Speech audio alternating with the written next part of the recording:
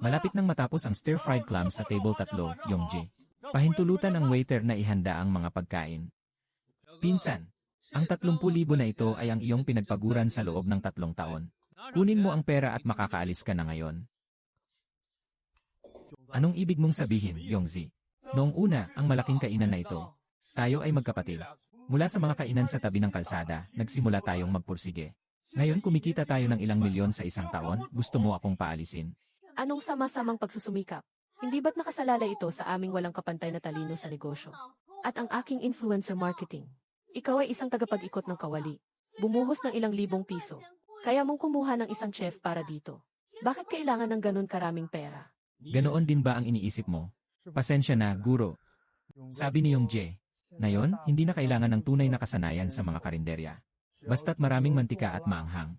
Magdagdag ka pa ng mga dumpling na gawa sa magandang kalidad ng masa. Hindi talaga makikita ng mga bisita. At saka pinapagawa ako niyong na maging punong kusinero. Bumalik ka sa akin at huwag kang magkalat. Gumagamit ng mga pagkain gawa sa jade at mga zombing seafood para lokohin ang mga customer. Sinisira niyo ang reputasyon ng karinderya. Akala ni Zuna nakapag-aral na siya ng kaunti kaya handa na siyang lumabas. Hindi niya alam ang tunay na kaluluwa ng karinderya. Bilang karagdagan sa pagpapahalaga sa lasa ng kawali at sariwang sangkap. Mas mahalaga ang aking espesyal na resipe. Hindi nila alam ang mga lihim na baraha pero naglakas loob silang sirain ang tulay. Iyan tatak. Ang aking daloy ng tao ay ang aking tatak. Sa kasalukuyang lipunan, basta't maganda ang marketing, sapat na yon. Nagbago na ang panahon. Kapatid na lalaki sa susunod na buwan. Malapit nang magbukas ang aking marangyang plaza ng mga upuan. Wala nang pwesto para sa'yo dyan. Hindi tayo magkasundo sa landas. Umaasa sa mga bulok na sangkap at peking marketing. Hindi kayo makakalayo. Kunin ang pera at umalis ka na agad. Huwag kang magpakita ng kahirapan dito. Susunod na buwan, magbubukas ang aking marangyang plaza sa kabila. Huwag kalimutang dumaan at sumuporta. Maaari pa kitang bigyan ng kaunting pagkain.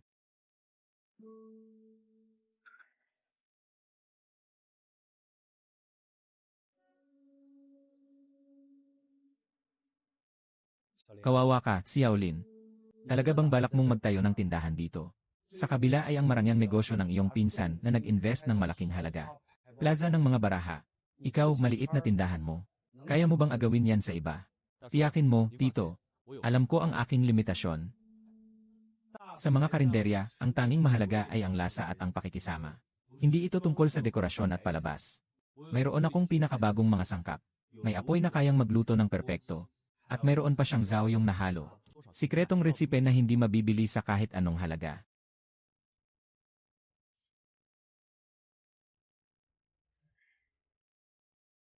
Akala ni Zaoyong na ang negosyo sa pagkain ay tungkol lamang sa daloy ng tao.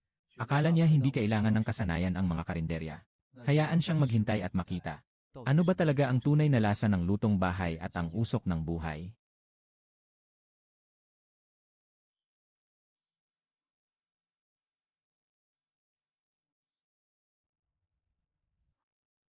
Uy, Xiaolin. Ang pinsan mo ay nag-set up ng napakamarangyang plaza sa tapat. Bakit ka lumabas, malaking chef, para magtayo ng maliit na tindahan? Kaya, magtrabaho para sa iba. Maaaring itaboy ako anumang oras. Bagamat sira-sira ang negosyong ito, pero ako ang may kontrol. Bawat sentimong kinikita ay tapat.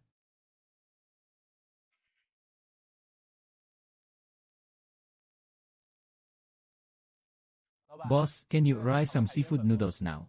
Kapatid, bukas ng gabi ay opisyal na tayong magbubukas ng tindahan. Pagdating ng panahon, kalahating presyo ka sa buong lugar. Tiyak na masisiyahan ka sa pagkain.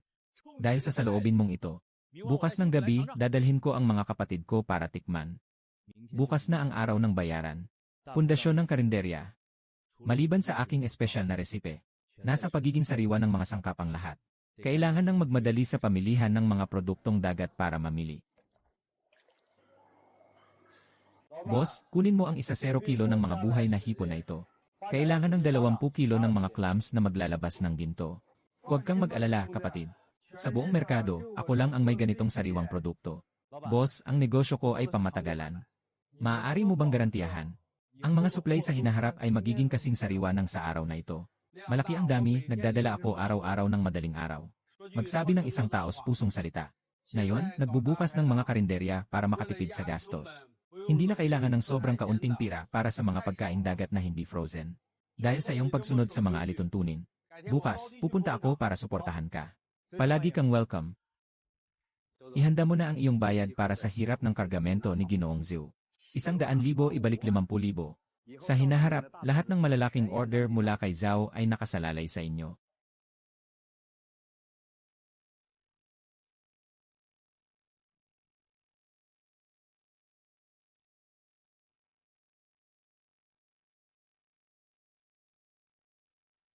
Grabe, kumukuha ng 50% komisyon.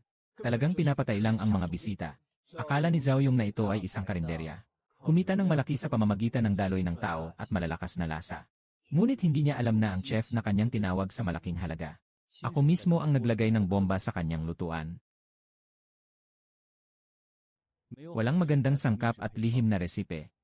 Ang karatulang ito ay tiyak na masisira din nila sa kanilang sarili. Noong nasa tindahan ni Zhao Yong ako, upang matiyak na ang mga pagkaing dagat ay talagang sariwa, kailangan kong bumangon tuwing madaling araw para magmasid ng matagal. Bibili ba o hindi? Kung hindi mo kayang bilhin, huwag ka nang mag-aksaya. Boss, kalma ka lang.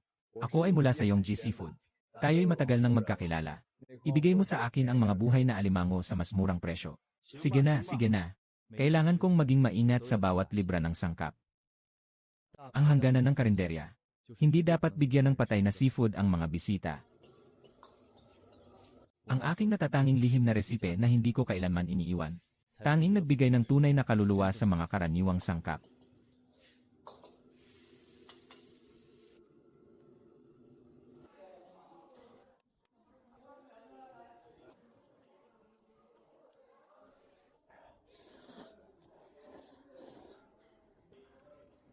Sobrang bango.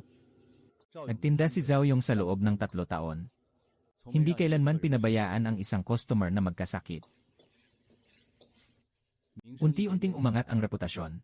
Sa huli, nahatak ko ito sa pinakamataas na ranggo ng mga pagsusuri sa buong lungsod.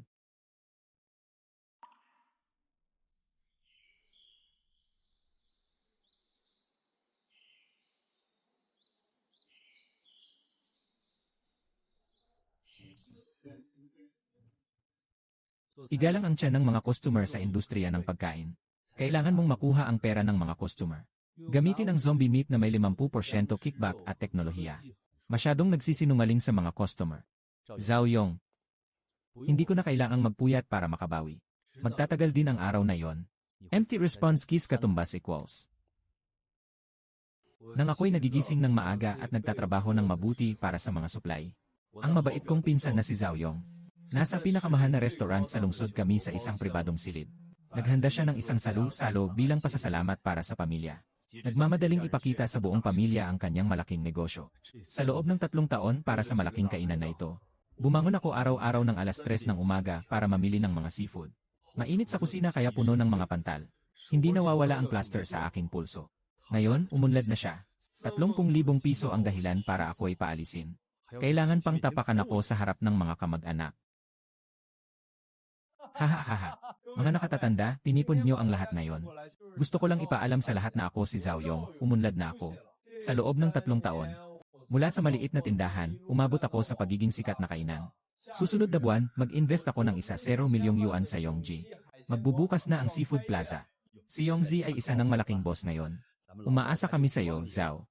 Ira the way, bakit wala si Lin Feng? Dating negosyo. Hindi ba't lahat ng iyon ay niluto niya sa bawat kusina, isang kawali sa isang pagkakataon? Tio, mukhang nagbago ka na. Ngayon, sino pa ang umaasa sa isang kusinero na marunong lang mag-ikot ng kawali sa industriya ng pagkain? Sa isang buwan, gumagastos ako ng 7,000 hanggang 8,000. Anong klaseng kusinero ang hindi ko kayang makuha? Talagang matigas ang ulo ni Pang Jie. Akala mo talaga, hindi na ito magiging maayos kung wala siya sa karinderya. Ang ating Yongzi ay umaasa sa talino sa negosyo. Ito ay para sa pag-akit ng mga taga-subaybay. Yongzi, ang laki ng Seafood Plaza mo. May kaunting pondo ng kabaong si Sanshu. Pwede bang maglagay ng kaunting pondo para makasabay sa'yo at makainom ng sabaw? Walang problema, lahat tayo ay pamilya. Basta't nagtitiwala ang lahat sa akin, si Zhao Yong. Ang bahagi ng plaza na ito ay para sa lahat. Dobleng dibidendo sa katapusan ng taon. Haha, narinig mo ba, Lin Feng? Sa panahon ngayon, ang pagkakaroon ng pera at impluensya ang tunay na kapangyarihan. Yung pangit mong talento. Wala silang halaga nang wala ako. Itong puting asong ulol na hindi mo mapakain ng maayos. Baliw, tingnan mo kung anong kalokohan ang pinapakalat niya sa grupo. Tanggalin mo ang lahat ng iyong mga nagawa. Naka-line up pa rin ang mga kamag-anak sa ibaba para purihin siya. Tama na, huwag nang tumingin sa mga walang kwentang bagay. Sinasadya lang ang pagdadala ng problema sa sarili. Walang silbi kahit gaano pa kalakas ang sinasabi ng ina. Sa huli, nakasalalay pa rin ito sa kung tatanggapin ka ng mga bisita sa mga lutong nasa iyong kawali. Huwag mo nang tignan ang mga mensahe sa grupo. Naiinis ang nanay para sa iyo. Ikaw ang nagpagod at nagsikap para sa kanya upang makamit ang tagumpay na ito. Ngayon, ginagamit niya ang 30,000 pesos para magbigay ng limos sa mga pulubi. Ang kinakain sa mga karinderya ay ang bagong lasa at tamang luto. Akala ni Zhao Yong na basta maglagay ng ilang pirasong bulok na dahon ng gulay. Kung maglalagay ka ng maraming chili extra, maaari mo nang lokohin ang mga tao. Dila ng mga customer. Hindi ito maikukubli sa mga tao. Tama ang sinasabi ng baliw. Mas mabuti pa ang magkaroon ng sarili kaysa sa may ama at ina. Hindi tayo makikipagkumpara sa kanya sa mga walang kabuluhang bagay. Tayo ay nagtatrabaho ng may konsensya. Nasa isip ni Zhao Yong ang kapanatagan. Ilang magagandang salita mula sa mga kamag-anak. Hindi kayang suportahan ang iyong seafood restaurant. Gumagamit ka ng mga murang teknolohiya para makabawi. Mauubos din ang sariling reputasyon sa huli. Hindi ako makikipagtalo sa iyo. Dito natin ipakita ang ating tunay na kakayahan.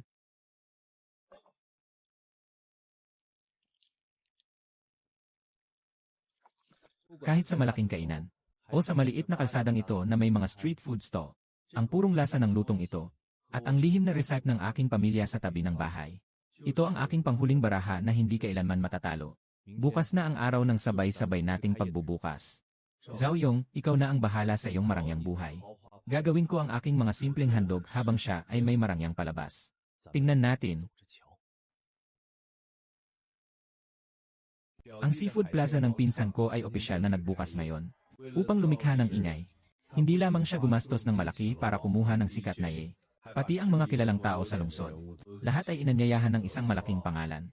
Talagang nakakatakot ang alkalde na ito. Ngunit sa larangan ng pagkain, kahit gaano pa kalaki ang palabas, kung hindi mapuno ang tiyan sa mga oras na yon, si Shen ay isang marriage. Ngayon ay maghahambingan tayo. Talagang epektibo ang iyong dugo. O talagang magaling ang aking kakayahan. Ginoong Pangulo Shen, kami ay labis na natutuwa sa inyong pagbisita. Talagang nagbibigay ito sa atin ng lakas ng loob na sumikat. Tuloy po kayo, tuloy po kayo. Haha, ang ganda ng setup ni Boss Gawa. Ngunit para sa isang malaking kainan, ang ingay na ito ay talagang malaki. Paano pa natin mapapangalagaan ang mga bagay sa kawali? Huwag mag-alala, Ginoong Shen. Gumagamit kami ng pinaka-advanced na teknolohiya. Modernong pamamahala sa pagkain. Ang likod ng kusina ay ganap na nakastandardize na operasyon.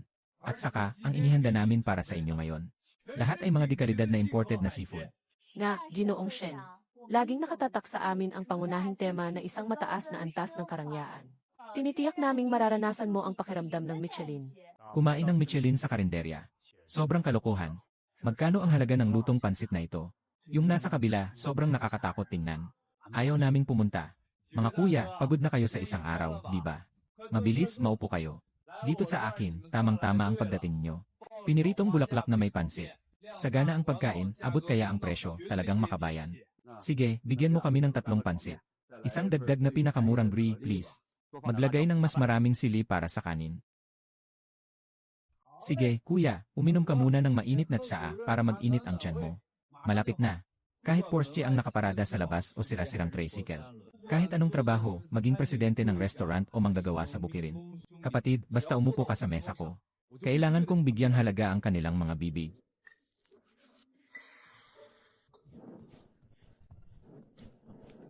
Mabilis na pagluluto sa mataas na apoy. Mabilis na pagluluto sa mataas na apoy. Grabe, ang sarap naman ng lasa na ito. Mas masarap pa ito kaysa sa karne na kinakain ko tuwing bagong taon. Kapatid, kainin nyo habang mainit pa. Kung kulang ang noodles, may libre pang dagdag sa kawali. Zhao Yong, ang kayabangan mong itinayo gamit ang pera ay, ang iyong dangal ang nakataya, at ang kumukulo sa aking kawali. Ito ang apoy ng mundong puno ng ingay at sigla. Mukhang ikaw ang nanalo sa unang laban na ito. Pero nagsimula pa lang ang apoy na ito. Ginoong Shen at mga boss, tikman mo ang aming paboritong espesyal na putahe. Makulay at masarap na piniritong lobster. Ito ay ang chef na espesyal kong kinuha para sa kasiyahan. Sinalang gamit ang espesyal na pampalasa. Kumain na kayo mga kaibigan. Ito ay tiyak na isang pambihirang karanasan sa panlasa. Talagang nagastos ng gusto si Boss Zhao ngayon. Haha, kaya't samantalahin natin ang pagkakataon ni Ginoong Shen para matikman ang bago. Ang bigat ng amoy ng pampalasa at ang malansang lasa ng industrial na sili. Ano bang klaseng pritong seafood ito? Ito ay parang nilubog sa pampalasa sa bula. Ang laman ay malambot at parang putik. Walang-walang sariwang seafood na malambot. At kahit anong gawin mong takpan ito ng mantika at maanghang na pampalasa. Ang amoy na yon. Ang amoy ng nabubulok na isda at hipon ay talagang sumasalubong sa isip. Itong batang ito, nagtangkang gumamit ng nagyelong amoy ng mga patay na pagkain dagat para sa kanyang plano. Gumawa ka sa akin. Ay nako, talagang matindi ang lasa nito. Talagang espesyal, talagang espesyal. Malaki talaga ang ganitong eksena ni Boss Zhao. Mag-inuman tayo, mag-inuman tayo. Hahaha, sinasabi ko na nga ba. Gumawa ng malaking handaan sa pagkain. Walang hindi kayang makuha. Pabilisin niyo ang galaw ng mga bisita. Masyadong matapang ang lasa ng mga patay na alimango na ito. Dagdagan mo pa ako ng 2 kutsarang chili extra. At kailangan din ng mas maraming teknolohiyang pampalasa. Kailangan kong takpan ang amoy na ito. Ang anghang na ito ni Haije ay talagang nakakapaso. Hindi ito matitikman ng mga bisita. Alam mo ba ang sinasabi mo? Sinabi ni Yongjae. Pumunta rito para kumain. Lahat sila ay pumunta dito para sa kapaligiran at para makapag-check-in sa mga sikat na lugar. Basta't hindi ka mamatay sa kinakain. Sobrang maanghang kaya sila'y pawis na pawis. Sino pa ang mag-aalala kung sariwa ang seafood basta't iprito mo ito para sa akin? Talagang malas si Boss Zhao. Bigla akong naisipan. Sandali, mayroong isang mahalagang pulong na kailangang isagawa. Kailangan ko nang umalis ng maaga. Ay, Shenlao, kakarating lang ng mga putahe. Bakit hindi ka kumain kahit isang subo? Baka hindi ito ayon sa iyong panlasa. Pinaulit ko ang gawa ng kusina. Na, Shenlao, umupo ka pa sandali. Mayroon pang performance ng mga sikat na influencer mamaya. Hindi na kailangan, Boss Zhao. Sa industriya ng pagkain, kahit gaano pa kaganda ang panlabas na anyo, matalas ang panlasa ng mga tao. Maging maingat ka sa iyong mga hakbang. Ay naku, Boss Zhao. Mayroon akong medyo kagipitan sa kumpanya ko. Kailangan ko na ring umuwi, tama-tama. Bukas na lang, bukas na lang. Ano bang nagyayari sa grupong ito, sabay-sabay silang umalis? Hindi man lang kumain ng kahit isang subo. Ay naku, Yongzi, wag mo na silang alalahanin. Ang mga mayayamang tao talaga ay maraming pinagdaraanan. Maging mapagmataas din. Bakit mo pa kailangan alagaan ang ilang mga matitigas ang ulo? Tingnan mo, ang negosyo natin ay puno ng tao. Pinakamahusay sa buong lungsod. Basta't nandyan ang napakaraming tao sa bulwagan. Kada araw ay kaya kong kumita ng malaking halaga. Lin Feng, anong meron ka para makipaglaban sa akin? Yung sira mong tricycle. Baka hindi ka pa makakuha ng langaw. Ha ha ha. Ang mga kabataan ngayon, talagang ginagawang biro ang industriya ng pagkain. Gamitin ang pinakamasamang sangkap na sinamahan ng pinakamasamang pampalasa. Sobrang pagyurak ito sa propesyon ng pagiging kusinero. Ang lasa ng paghinto na ito, walang kapintasan ang pagkontrol sa init. Ang sarsa ay mayaman ngunit hindi natatakpan ang sariwang tamis ng mga sangkap. Sa kalye na puno ng amoy ng industrial na pampalasa. Paano nagkaroon ng ganitong purong lasa ng lutong kawali?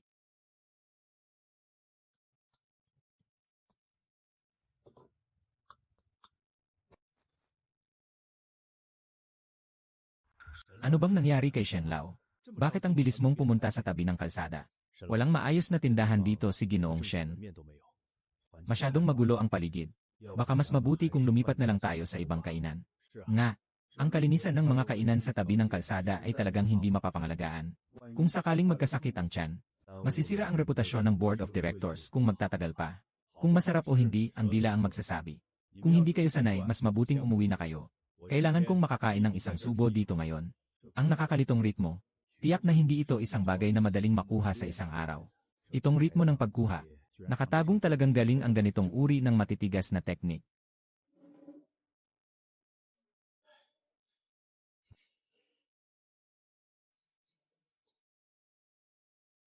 Ano ang gusto ng mga boss na kainin?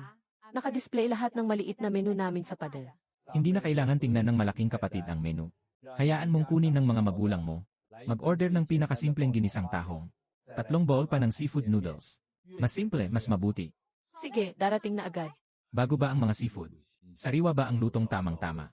Isang platong clams at isang mangkok ng sabaw na pansit ang tunay na sukatan. Kung hindi man lang magawa ng maayos ang dalawang ito na pinakapangunahing bagay. Kaya ang amoy na ito ay tila pawang panlabas lamang. Ang mga taong ito ay may kakaibang karisma.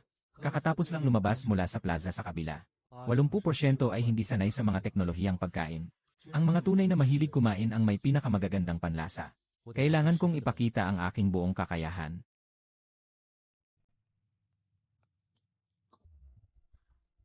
Mabilis na pritong may matinding apoy. Pilitin ang likas na tamis ng tahong. Gamitin ang pinakapraktikal na paraan. Iprito ang pinakapayak na lasa. Ito ang mga alituntunin ng karinderya. Ilang tao ang sumubok habang mainit pa. Kung kulang ang noodles, may natitira pa sa kawali.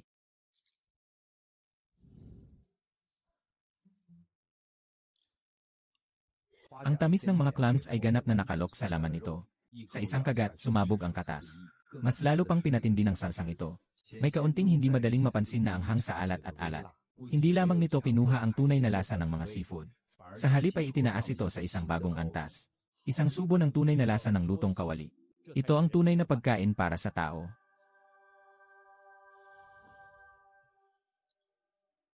Paano niluto ang sabaw na ito? Ang mga pansit na ito ay hindi kapani-paniwala ang tigas. Sobrang totoo. Matagal na akong hindi nakakain ng ganito kasarap sa aking tiyan. Pagkatapos, dagdagan mo ako ng kaunting noodles. Makagawa sa ganitong payak na kalagayan. Iayos ang init at pampalasa. Naabot ang antas ng ganitong kahusayan. Ang batang ito ay tiyak na isang nakatagong henyo. Bata, ang galing mo sa pagluluto. Sa industriya ng pagkain sa ating lungsod, imposibleng hindi makilala. Sino ang guro mo? Paano siya mapapababa sa ganitong kalagayan na naglalako sa tabi ng kalsada? Ikaw ay nagbigay ng mataas na paggalang. Wala akong kilalang mga guro. Ito ay nakasalalay sa kaunting pampalasa na ipinamana sa amin ng pamilya. Idagdag ang resipe na ito sa 3 taon sa harap ng kalan. Isang araw na 15 oras na pinaghirapan para makuha ang tamang pakiramdam. Ang paggawa ng malaking plato ay hindi naman ganoon karaming palamuti. Sariwang sangkap may malasakit. Tama ang lasa, hindi ito magkakamali. Magandang mga sangkap muna. Tamang luto at may malasakit. Ang batang ito ay napakabata pa. Ngunit mas mahusay kaysa sa mga taong buong araw na nagmamalaki. Malaking boss ng modelo ng negosyo. Mas malalim na pag-unawa. Sandali lang. Sabi mo kanina na ginawa mo ito ng 3 taon, itong natatanging. Sabaw na may masarap na lasa. At mayroon ding napakamakapangyarihang amoy ng maanghang na hotpot. 1 taon na ang nakalipas, nandyan ako sa harap. Nakatikim na ako sa kanto ng Yongji Road na yon 1 beses. Ito ang lasa. Hindi ba't magaling ang alaala ni Ginoong Shen? Ako ang dating chef ng Yongji. Ngunit kakabigay lang sa akin ng aking pinsan ng paalisin. Haha, ganun pala, ganun pala. Sabi ko na nga ba? Sa kabila, ang makislap na pamilihan ng mga pagkaing dagat. Paano ito inihain? Isang tambak ng basura na gawa sa mga industrial na pabango. Si Zhao ay mayroong tanga. Akala niya sa paggastos ng malaking halaga. Maglagay ng marangyang harapan at makakapagpatakbo na ng negosyo sa pagkain. Ngunit hindi niya alam. Pinalayas niya ang kanilang malaking bodha sa kalye. Ang tunay na kaluluwa ng Seafood Plaza. Nandito pala lahat sa kawali mong bakal. Gaano pa katagal ito? Sinasabing ito ay isang sikat na lugar para sa mga influencer.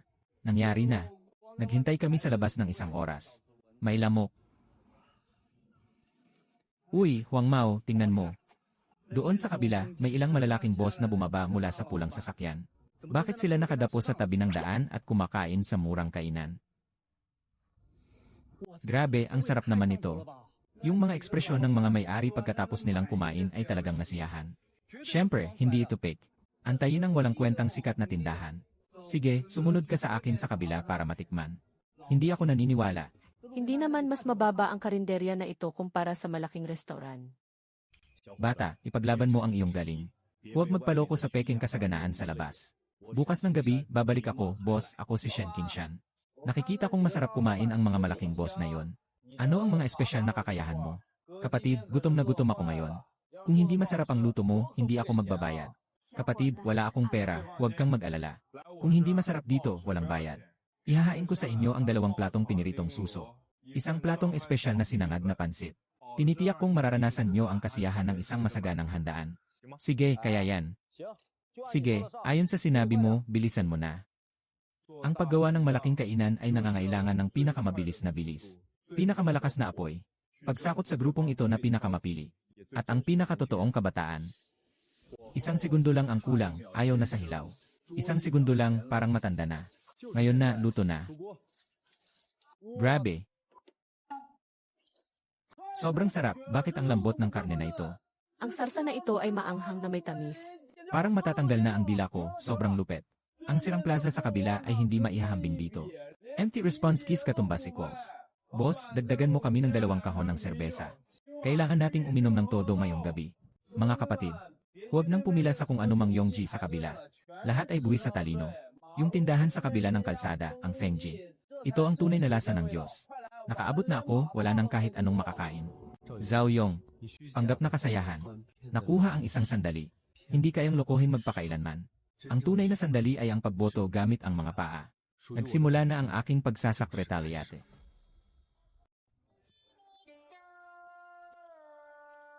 Sino ang nakakaintindi, mga pamilya? Yung nasa kabila, naglagay ng 1 milyong. Isang marangyang seafood restaurant.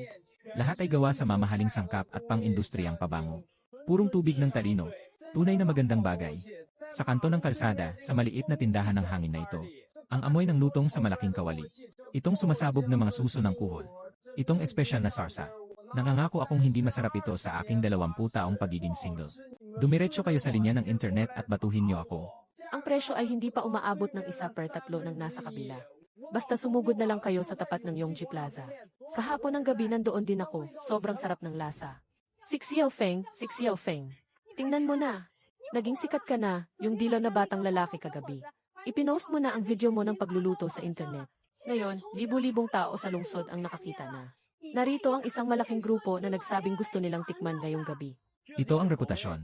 Ang galing ng baliw namin, balang araw sikat din yan. Hahaha, ang mga kabataan ngayon. Napakadali lang ng paraan ng pagpapahayag na ito. Si Zhao Yong ay gumastos ng daan-daang libong piso para kumuha ng mga troll upang mag-promote. Kaya't hindi pa ito kasing ganda ng mga sandali. Isang maikling video na nagmumula sa puso. Ito ang pinakatotoong apoy ng buhay. Hindi mo maaring ipakita o lokohin ang tao. Magandang bagay na sumikat ang video. Ngunit tiyak na magiging mahirap na laban ito ngayong gabi. Tatay, pumunta ka sa katabing pamilihan ng mga produktong dagat. Kumuha ng 50 kilo ng mga clams at 20 kilo ng buhay na hipon. 3 beses ang dami ng mga sangkap na ihahanda ngayong gabi. Sige, sasakay na ako sa tricycle papunta dyan.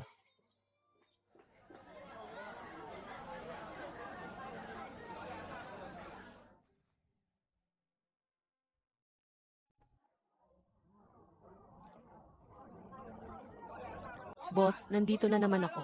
Ngayon ay kasama ko ang mga kapatid ko para suportahan ka. Ay circle mo ulit ayon sa pamantayan kahapon. Salamat kapatid. Ngayong gabi, bibigyan kita ng bagong putahe. Sikreto na inihaw na utak ng baboy. Boss, dumating din ako dito dahil sa video.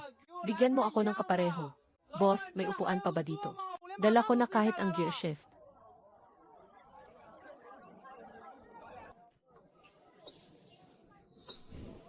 Huwag magmadali. Lahat ay mayroon. Kung gusto mong umupo, kumuha ka ng upuan mo. Walang gaanong mga alalahanin dito.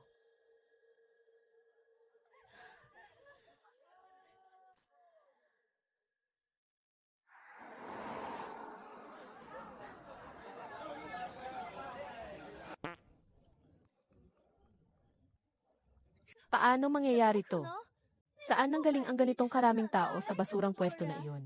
Baka nagbayad siya para sa mga tao. Impossible. Gumastos ako ng 1 milyong para sa plaza ng mga sikat na tao. Bakit siya, isang sirang tricycle? Paano magiging matagumpay ang negosyo sa ilang sirang mesa na ganito? Lin Feng. Naglakas loob kang agawin ang negosyo ko.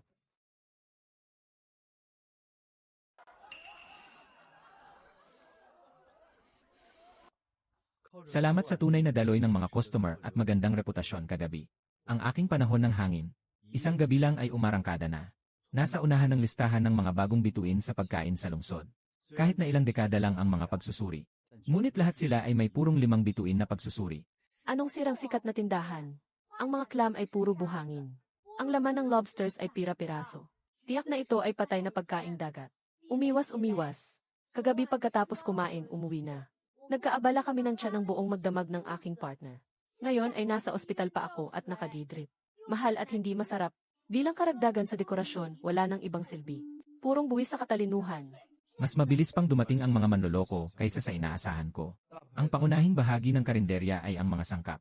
Si Zutay ay handang kumain ng 5% ng mga buto ng kardamono. Gamit ang lahat ng mabahong karne ng patay at mga gulay na may masamang kalidad. Akala ni Zhao Yung na ang 1 milyong ginasto sa renovation ay sapat na. Hindi kayang takpan ang mabahong amoy ng bulok na hipon. Ngunit nakalimutan niyang ang tiyan ng mga tao ay ang pinakatapat. Hahaha. Manman, tingnan mo ang kita na ito. Kagabi, ang kita namin ay umabot ng higit sa 200,000. 200,000 ay naku, sabi ko na nga ba. Ang modelo ng negosyo natin ay tiyak na walang kapantay. Ngayon, sino ba ang nagmamalasakit sa kinakain ng mga kabataan? Basta't sapat ang ilaw na nakatutok. Maganda ang kuha ng litrato. Sila ay susunod at magbabayad.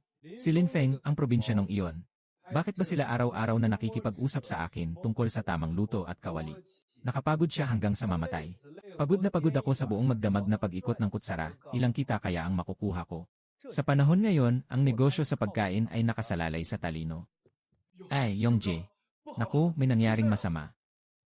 Bakit ka nag-aalala, kahit bumagsak ang langit, nandito ako para sumalo. Anong masama kung walang mga patakaran? Yumyong, tingnan mo na ang mga komento sa internet. Sumabog ang mga negatibong review ng tindahan natin.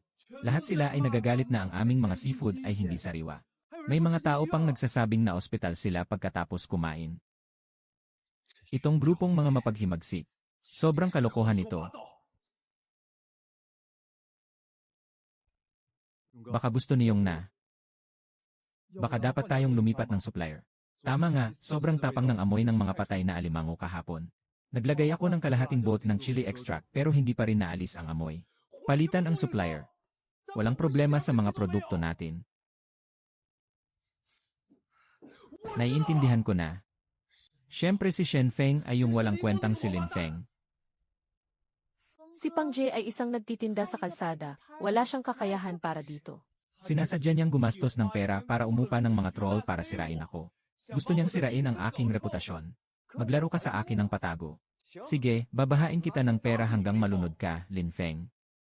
Dahan-dahan, agad mong kontakin ang mga kaibigan mong influencer. At mayroon pang mga vlogger na nag-imbestiga sa mga tindahan. Pahingin mo silang agad na mag-upload ng video para linisin ang ating pangalan. Hilingin mo sa mga sikat na influencer. Mataas ang gastos nito. Doblehin mo ang gastos sa marketing para sa akin. Bumili ka pa ng 100,000 na 5 bituin na pagsusuri.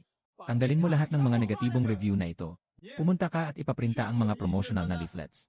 Mula sa gabing ito, magsisimula tayo ng malaking promo. Lahat ng seafood, buy one take one. Libre ang serbesa, walang limit. Yung kuya ay buy one take one. Kaya hindi natin maibabalik ang gastos natin. Kulang ba ako sa perang ito? Ang kailangan ko ay kasikatan. Gusto kong gumamit ng ganap na daloy ng tao. Tuluyang durugin si Lin Feng at ang kanyang basura sa kalye. Paalam sa kanya kung ano ang mangyayari kapag nakipag-away siya sa akin. Pumunta ka na.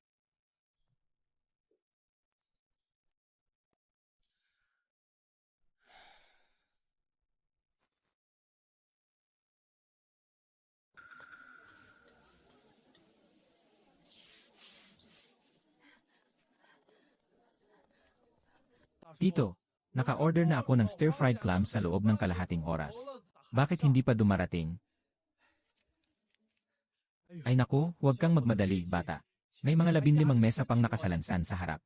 Boss, ayusin mo itong mesa. Ang reputasyon ng maikling video ay mabilis na lumago. Dumarami ang mga tao. Tumanda na ang mga magulang. Ganitong nakasalalay sa mano-manong pagsulat at pag-alala. Ang mga simpleng paraan ay talagang hindi sapat. Gumawa ng malaking lanhol. Ang lasa ay kaluluwa. Ang bilis ng paghahatid ng pagkain ay buhay.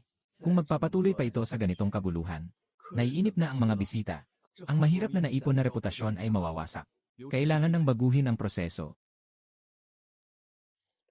Bakit ka nag-aabala sa mga maliliit na kahon na ito, si Raulo? Dati, hindi ba't basta kumuha ng isang dakot at ihagis sa kawali para igisa? Tatay, dati isang mangkok nagbebenta ng 20 mesa. Ngayon, ang isang mangkok ay naglalayon na umabot sa 100 mesa. Umaasa sa kamay at sa alaala. Mauubos din ang lahat sa huli. Baliw. Paano gamitin ang tanda na ito? Mula sa gabing ito, umupo ka lang sa ilalim ng tolda. Kunin mo lang ang bayad at ibigay ang numero. Walang ibang dapat gawin. Kumuha ng upuan ang mga bisita pagkatapos nilang mag-order gamit ang kanilang numero. Tay, huwag mo na ring isulat sa kwaderno. Ikaw lang ang responsable sa pagkuha ng mga mesa at pagdadala nito.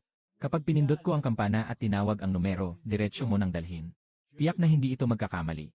Kailangan mong maghiwa ng mga gulay, maghanda ng mga sangkap, at bantayan ang apoy habang nag-ikot ng kawali. Lahat ay umaasa sa iyo lamang. Kaya mo bang magawa ito?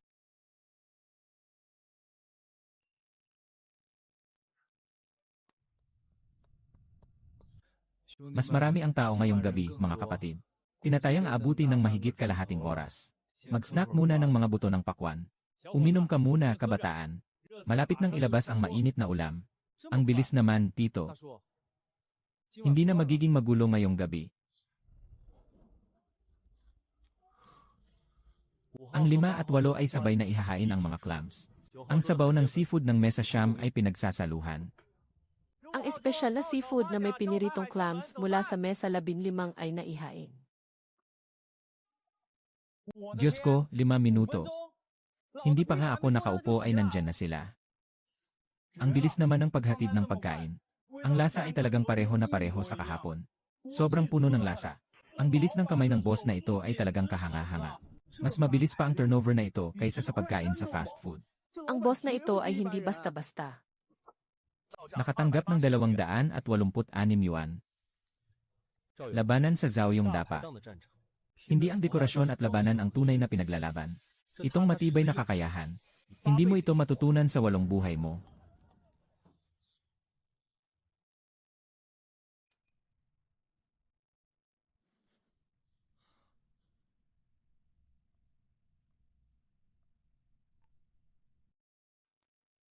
Bumaba na naman. Kahapon ng gabi, hindi pa umabot sa 50,000 yuan ang benta ko. Yung sira-sirang pwesto sa kabila ng kalsada ay araw-araw may pila. Zutay, sabihin mo sa akin ang tungkol sa iyong galing. Baka pinakain mo na ang aso.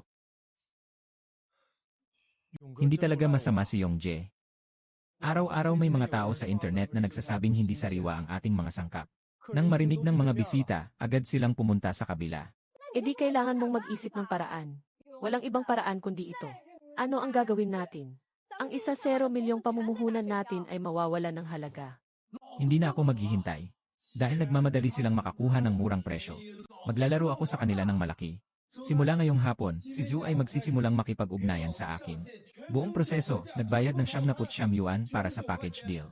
Boston Lobster, Spicy Crab, at Open Beer Drinking. Hindi ito pwede, Yongji. 79 yuan, kahit ang gasto sa pagkuha ay hindi na mababawi.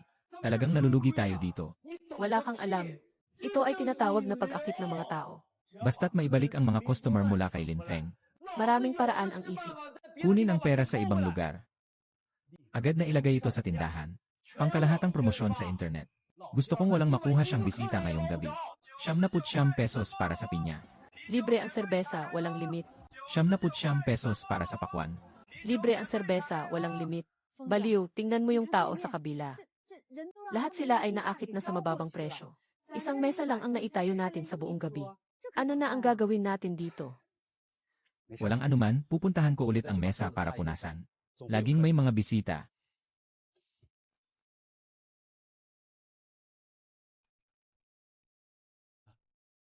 Mom, Dad, hindi tayo magbubukas ngayong gabi. Isasara na natin ang tindahan. Bakit hindi tayo magbubukas? Baliw, sa wakas ay nagkaroon tayo ng kaunting kasikatan. Pag huminto tayo sa pag-aaral, mawawala na ang lahat ng mga customer. Nanay, kayo at si Dad ay sobrang pagod nitong mga nakaraang araw na hindi na makatuwid. Si Zhao Yong ay gumagamit ng paraan na pumatay ng 8 kaaway, ngunit nasasaktan ang sarili ng 1,000. 79 yuan para sa lobster, hindi niya ito kayang tiisin ng matagal. Kung handa siyang malugi para kumita ng kita. Tamang-tama, gamitin natin ang pagkakataong ito para magpahinga. Alam ng tatay ng baliw na nagmamalasakit ka sa amin. Ngunit ang laban sa kabila, tatay. Ang karinderya ay umaasa lamang sa pritong tahong at pansit. Hindi ito magiging malaking tagumpay. Tinulungan ako ni Zhao Yong na mapanatili ang daloy ng mga customer sa mababang presyo. Tamang-tama, binigyan ako nito ng oras para sa bagong nilikhang mga putahe. Kailangan lang nating palalimin ang ating depensa. Sa hinaharap, walang makakapalit kapag nag-upgrade ang tindahan. Mom and Dad, you two should go back to your room and get good night's sleep tonight. Iwan mo sa akin ang mga bagay sa likod ng kusina. Ang pagiging masyadong ambisyoso ni Zhao Yong ay isang malaking pagkakamali sa industriya ng pagkain. Gumagamit ka ng teknolohiya para sa masamang trabaho at nakakapinsalang mababang presyo. Nais mo akong ilagay sa bingit ng kamatayan. Ngunit hindi alam ang tunay na artisan. Hindi kailanman mahuhuli sa malamig na katahimikan sa harapan. Ito ang puntong ito.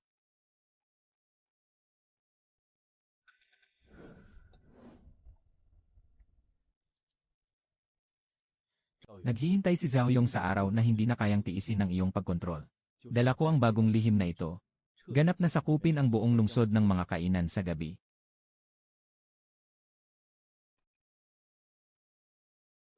Tingnan mo ang mga tala na ito. 3 araw na tayong nag-group buy ng mga buto.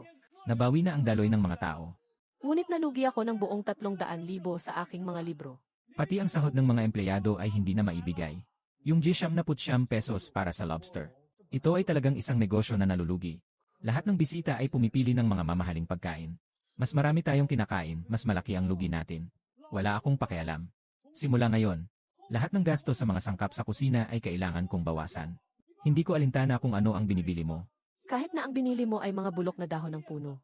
Basta't magdagdag ng maraming chili extract at mga sangkap na may teknolohiya. Sino ang makakaalam na maanghang ang kanilang dila? Hindi bumababa ang gastos. Umalis ka na, ikaw na punong kusinero. Ito ang rebate mula sa huling kargamento, Ginoong Zhu. Ngunit narinig ko na si Boss Zhao ay magbabawas ng kalahating gastos. Ano ang porsyento ng ating rebate? Walang dapat mawala kahit isang punto sa pagsusulit.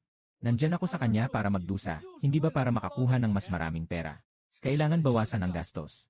Ihatid mo sa akin lahat ng mura at magagandang produkto. May mga murang produkto nga. Ang batch na ito ng frozen na seafood ay nakatago sa cold storage ng 3 taon. Naging zombie meat na ito. Ang karne ay naging itim at mabaho na. Ang presyo ay dapat na 1% lamang ng normal na halaga sa merkado. Pero hindi ako mananagot kung mamatay ang tao sa lasa na ito. Ihatid niyo lahat ng mga produkto sa likod ng kusina. Basta't maluto ng maigi. Magdagdag ng 2 kutsarang sobrang maanghang at pangtanggal ng lapot. Kahit ang mga Diyos ay hindi makakatikim nito.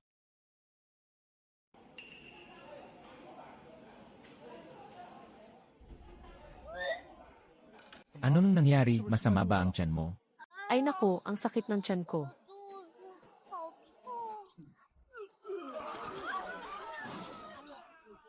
Huwag magpanik, huwag magpanik. Mabilis magbuhos ng mainit na tubig. Magdala ng mainit na tubig. Ikaw, masamang amo. May problema talaga sa mga pagkain dagat na ito. Sira-sira ang lahat ng karne. Tawagan niyo na ang pulis. Tumawag ng 120. Huwag mag-record. Huwag niyong kunan ng video ang pagbayad ko. Babayaran ko kayo. Ano bang pinakain mo sa mga bisita? Gusto mo bang patayin ako? Ikaw ang nag-utos sa akin na bawasan ang kalahating gastos, di ba? Kung hindi dahil sa araw na iyon. Maaari ko lamang bilhin ang mga karne na nagyelo at nasira. Hindi kita pinapaputol ng gastos, hindi kita pinapapadumi. Upang mapatahimik ang mga 12 pumasok sa ospital. Gumastos ako ng buong 50 milyon para sa pondo ng pananahimik. 50 milyon, halos naubos na ang aking kabayaran. Ano ang silbi ng pananakit ngayon? Kahit na nagbayad ako ng pera para report tayo. Hindi ito pumasok sa balita. Ngunit alam na ng lahat ng mga matagal ng customer ang tungkol sa ating tindahan. Kumain ng mga patay. May kasalanan ka, mag-isip ka na ng paraan. Ito ang tindahang iyon. Kahapon ng gabi, maraming tao ang dinala sa emergency dahil sa pagkain. Lahat sila ay na food poisoning at na-flush ang tiyan. Ayaw ko nang pumasok dito sa masamang tindahan kahit na ibigay pa nila sa akin ang pera. Sobrang walang puso. Tara na, bilisan natin pumunta kay Panggo sa kabila. Kahit na kailangan pang pumila. Pero ang mga sangkap nila ay talagang sariwa. Ang pagkain ay may konsensya at tiyak. Ang batayan ng pagkain ay konsensya. Nalampasan na ang linyang ito. Walang makakapagligtas dito. Zhao Yong, ang gusali na itinayo mo ng iyong sariling kamay ay bumagsak.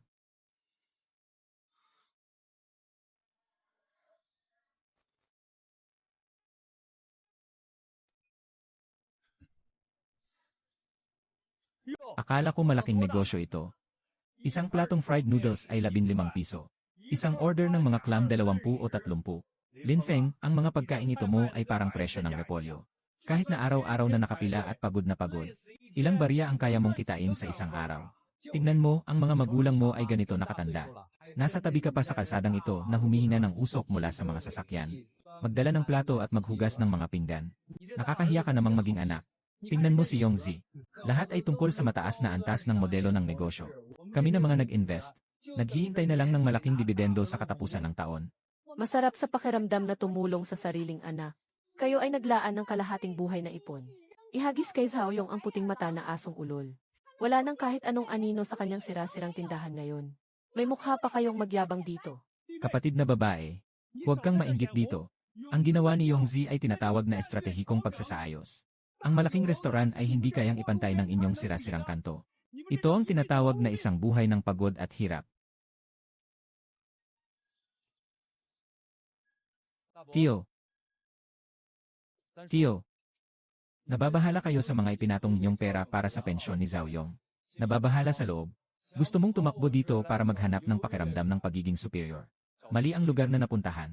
May mga tao na naguguluhan sa kanilang isipan. Kumikita ka lang ng 3 piraso at 2 butil sa isang araw. Hindi pa sapat para sa isang araw na bayad sa tubig at kuryente ni Yongzi. Hahaha. Sabi ng matanda, hindi kayo marunong at talagang nagmamalaki pa kayo. Nabilang niya na ba ang mga kita ni Feng Jie sa gabing ito? Dito na lang sa walang kabuluhang sigaw. Si Feng ay may 12 mesa mula alas 6 ng gabi hanggang alas 3 ng umaga. Kada kalahating oras, nagiging 1 beses ang paglipat ng mesa. Sa isang gabi, ang turnover rate ay hindi bababa sa 100 na mesa. Kahit na isang mesa ay kumakain lamang ng 100 pesos. Sa isang gabi, ang kita ay dapat umabot ng higit sa 10,000. Lahat ito ay totoong pera. May 10 tao bang pumasok sa nasabing plaza ngayong gabi? Sa isang gabi, mahigit 10,000 ang kita. Paano ito posible? Ang kita ng mga karinderya ay talagang nakabatay sa paulit-ulit na pagbili. Maliwanag ang aking mga gastos. Mura ang upa. Walang matapang na mga tagapaglingkod. Araw-araw na kita. Mas malaki kaysa sa palasyo ni Zhao Yong na isang pandekorasyon lamang. Mas marami pa ang kinikita sa isang buwan. Kinuha ni Zhao Yong ang pera nyo para ipanggasto sa Peking traffic. Gumagamit siya ng mabahong isda at bulok na hipon para lokohin ang mga customer. Ngayon, putol na ang kanyang daloy ng pondo. Araw-araw, ang mga pagkalugi sa mga sangkap at bayad sa lugar ay sinasayang lang ang inyong puhunan. Bakit hindi niyo siya tinatanong tungkol sa utang? Sa halip, pinagtatawanan ako na araw-araw ay nagdadala ng tunay na ginto. Taong naglalagay ng pilak sa bulsa. Baka naman may nangyaring masama kay Kuya Yongzi. Kailangan nating mabilis na tanungin si Zhao Yong tungkol sa ating pera. Ang dangal ay hindi ibinibigay ng iba. Ito ay sa sariling kakayahan na nakuha. Umaasa sa pagbagsak ng iba para itaas ang sarili. Magiging dahilan lamang ito upang ilantad ang kahinaan ng kanyang kalooban. Naitanim na ang bitag ni Zhao Yong. Ngayon ay huli na para sa mga kamag-anak na ito na magising, mga kaibigan. Pasensya na at naantala ko ang inyong pagkain kanina. Ngayong gabi, bawat mesa ay bibigyan ng 2 bote ng malamig na serbesa. Isama niyo na ako sa paghingi ng tawad sa inyo. Huwag uminom, itaas ang kamay. Sobrang sarap nito, araw-araw akong babalik.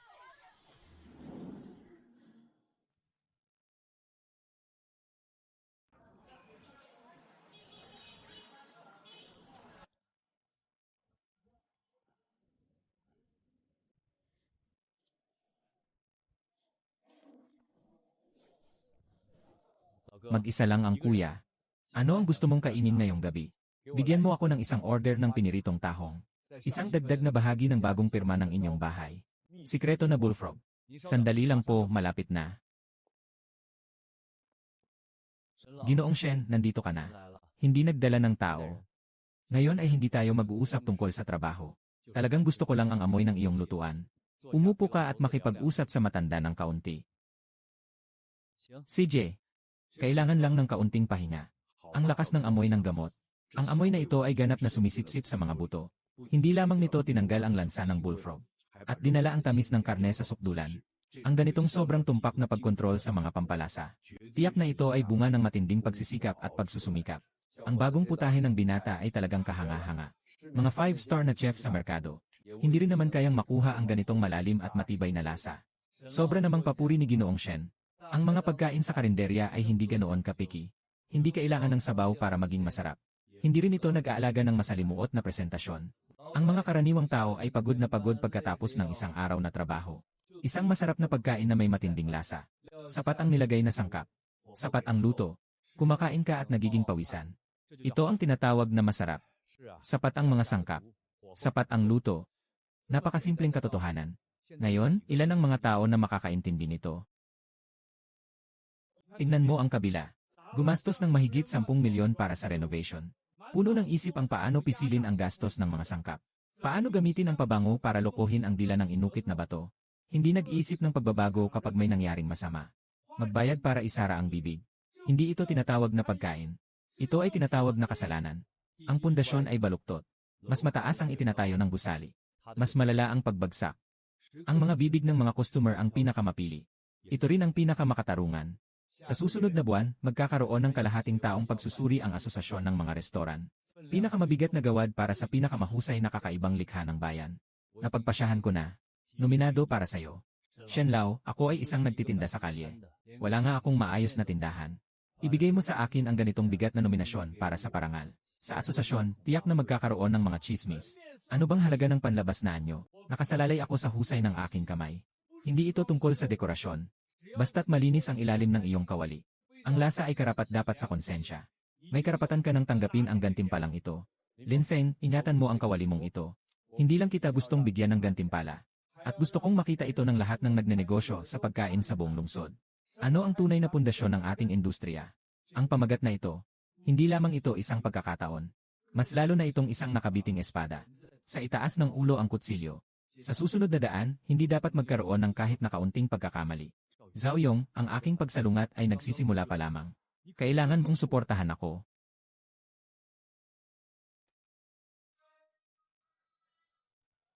Bakit siya, isang nagtitinda sa kalye, ay may ganitong karapatan? Bakit siya nakakagawa ng higit sa 100 na talahanayan araw-araw? Ang pagbawas ng presyo ko ay talagang napakalaki. Sadyang lahat ay ginawa niyang damit pangkasal. Sobrang bilis ng kamay ng batang si Dong Jilin Feng. At ang lasa ng piniritong seafood niya. Hindi ito basta-basta na pampalasa na kayang labanan. 3 taon ka na niyang sinundan. Ano bang pampatulog ang inilagay niya? Wala kang natutunan kahit kaunti. Hindi talaga ako kasalanan ni Wu Jie. Ang pangunahing sarsa ay siya mismo ang nagluto. Yung sirang palayok, dala-dala niya kahit saan siya pumunta. Pinoprotektahan mo ako na parang nagnanakaw. Hindi ko nga man lang nahawakan, Denny. Para kang nagbabantay sa magnanakaw. Kung ganon, talagang subukan mong maging magnanakaw. Aba, Kuya Liu, labag ito sa batas. Labag sa batas. Kumakain ka ng peking karne ng zombie at pinapapasok sa ospital. 10 tao o higit pa ay hindi labag sa batas. Kung mababang karote ako, ibigay mo sa pulis ang unang masamang utang na kumukuha sa iyo ng kickback. Pumunta ka sa pwesto niya mamaya. Ibalik mo sa akin ang espesyal na resipe na yon. Kung hindi mo maibabalik, umalis ka na at magkulong ka. Ganap nang nawasak ang pinansyal na kadena ni Zhao Yong ngayon.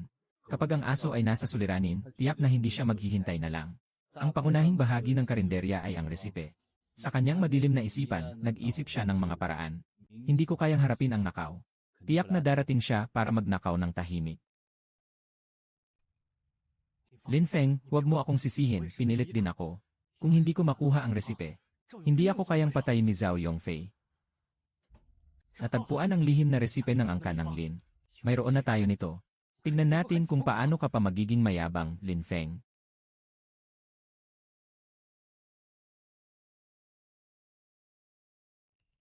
Anak, anong tinitingnan mo?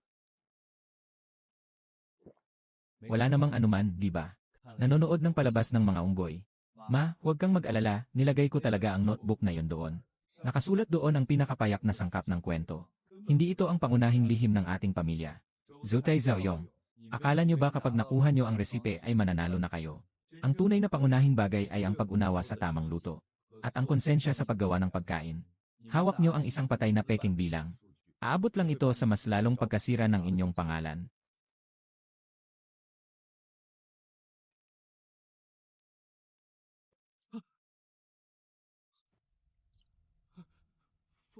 Pangong, bakit ka nandito bumibili ng patay na isda at bulok na hipon? Ganitong maruming trabaho. Bakit hindi na lang gawin ni Zhao Yong? Kailangan talagang ikaw ang magdala ng pasanin. Anong sinasabi mo, Pikje? Ito ang binili namin sa plaza para sa pagkain ng mga empleyado. Wala nang iba, mauna na ako.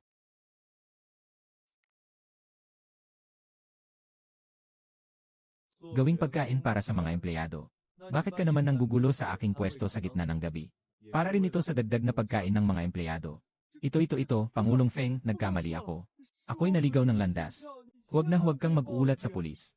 Si Zhao Yong ang nagpilit sa akin. Sabi niya kung hindi niya makuha ang iyong lihim na resipe, ipapadala nila ako sa loob ng kahel. Kung gusto kong mag-ulat sa pulis.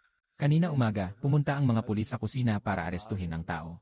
Hindi na ako tatayo rito para makinig sa mga kalokohan mo. Pang-i, balak mo bang iwanan sa akin ang resipe sa aking notebook? Totoo ang receipt.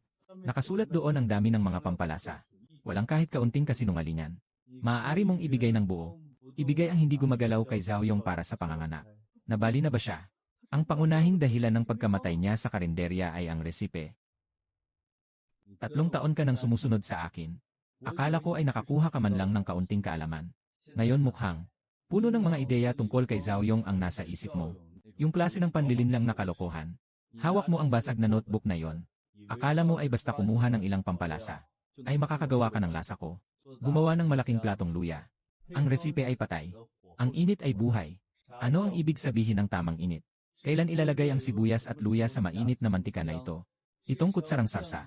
Kapag umabot na sa mataas ang apoy, ibuhos ito. Ang mga clams ay kailangang ikot sa kawali ng ilang beses para malok ang sariwang tubig. Lahat ng ito ay nakatago sa mga mata at kamay ng kusinero. Gumagamit ka ng ganitong mabahong karne ng zombie araw-araw. Araw-araw kang naglalagay ng chili extract at deodorizer sa kawali. Ang dila mo ay matagal nang namamanhid. Marumi na ang mga kamay mo. Hindi mo nga kayang aminin ang kalidad ng mga sangkap. Ano ang gagamitin mo para kontrolin ang apoy? Nga, nitong 3 buwan. Wala akong ibang ginawa kundi ang magdagdag ng maraming chili extract. Halos nakalimutan ko na kung paano maggisa ng isang ulam. Ipinapanatili ko ang video. Hindi ko alam kung anong papel ang ibibigay mo sa akin sa loob ng 3 taon. Isang tawag sa guro para iwanan ang kaunting dangal. Ibigay mo na lang ang kopya para sa ulat. Pero kung muli kang magtatangkang tumulong kay Zhao Yong, bakit mo ako pinapahirapan gamit ang mga maruruming taktika? Hindi lang ako nagpadala ng video sa istasyon ng pulis. Ihahayag ko rin ang inyong mga kalokohan. Ebidensya ng mga masamang tao na kinakain ng sariwa. Ibigay lahat sa health department. Umalis ka, umalis ka. Walang mataba. Hinarangan mo ang daan ko. Nasaan na ang boss? Bilisan ang paghatid ng pagkain. Ihatid niyo na ang pinakamahal niyong pagkain. Naghihintay si teacher na makakain. Bubuwagin ko ang negosyo mo. Ang mga taong ito ay may mga hakbang na hindi matatag. Puno ng mga maruming salita. Hindi sila talagang nandito para kumain. Hindi makakakuha ng nakaw na resipe si Zhao Yong.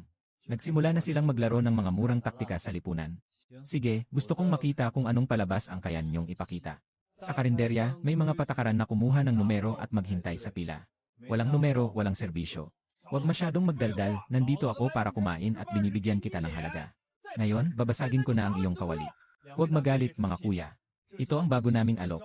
Piniritong tahong at espesyal na bullfrog. Subukan niyo muna ito bilang aming alok.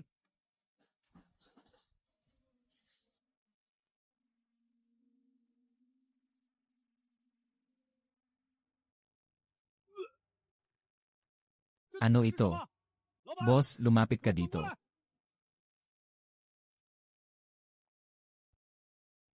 Bakit hindi ka uminom, wala bang gana? Bulag ka ba? Nakatagpo ako ng ganitong kalaking ipis sa pagkain mo. Buwis buhay, nagbayad ako para kumain. Binibigyan mo ako ng mga insekto. Tara na, lahat. Anong basura ang binibenta ng pusong itim na tindahan na ito? Mahalaga ang tiyan ng kuya ko. Kung may mangyaring masama matapos kumain ng iyong nakalalasong insekto, kaya mo bang panagutan ito? Hindi matatapos ang usapin ito ngayon nang walang 100,000 na bayad sa gastusing medikal. Sinira namin ang iyong tindahan. Ihahatid ka ulit sa loob ng kahel na prutas para maghintay. Akala ko si Zhao Yong. Anong matalinong paraan ang maari nating makuha dito? Walang kahit anong natirang langis sa kanyang balat. Ang mga binti ay tuwid na tuwid pa rin. Ang galing na ito ay mas mababa pa sa mga ekstra, kapatid. Kahit sa panggagaya, kailangan pa ring may batayang kasanayan. Ang aking tahong ay pinirito sa matinding apoy. Mahigit 200 degrees ang temperatura ng langis. Kung may mga uod na pumasok, tiyak na naging karamel na ito. Tingnan mo, ang pakpak na inilagay mo ay tuyo. Pati itong espesyal na sarsa ko, hindi man lang dumikit, anong nangyari? Ang ipis na ito ay may kasamang fireproof coating. Kaya pa nitong maligo sa mainit na mantika at makalabas ulit. Na, mukhang tuyo talaga yung insekto. Walang ibang nakaluto sa mantika kundi siya. Nagsasayang ng oras para mangolekta ng bayad sa proteksyon at makipag-imbento. Halos akong masuka sa kanya, naglakas loob ka pang lokohin ako. Sinasabi kong meron nga. Ayaw mong magbayad, ganun ba? Sige. Mga kapatid, durugin niyo ang basag na pwesto na ito. Basagin niyo ang kanyang pwesto. Ha ha ha ha ha. Ang mga ganitong tambay sa kalsada ay puro yabang lang. Kung sakaling ibagsak niya ang kanyang baston na ito, kailangan talagang sumama ni Zhao Yong sa kanya para makulong sa malaking dragon. Sino ang walang utak na nagtatangkang makialam sa mga bagay ko? Ikaw nga ang pinakikialaman ko. Anong daan kayo naglalakad? Kahit ako, ang tigre ng mga undercover, ay kaya nilang dalawin. Ayaw mo na bang mabuhay? Yung nakabihis na unit na nakababa sa bundok, tama ba? Balik na lang sa istasyon, dahan-dahan lang. Ah, kapatid na pulis. Maraming salamat sa inyo. Ang mga taong ito ay talagang walang takot sa batas. Magaling ang tapang ng batang ito. Kanina, halos tumama na ang bakal na tubo sa mukha. Nakikita kong hindi ka man lang tumaya. Ang masama ay hindi maaaring magtagumpay. At higit sa lahat, alam kong hindi nila kayang ibagsak iyon. Kahit na talagang bumagsak ito, hindi kayang bayaran ng mga taong nag-utos sa kanila ang mga gastusin sa medisina. O, pinapangasiwaan. Alam mo, sila ay pinapangunahan ng iba. Ito ay nasa aking pwesto. Ang mga kuha ng microcamera ay bagong nakuha.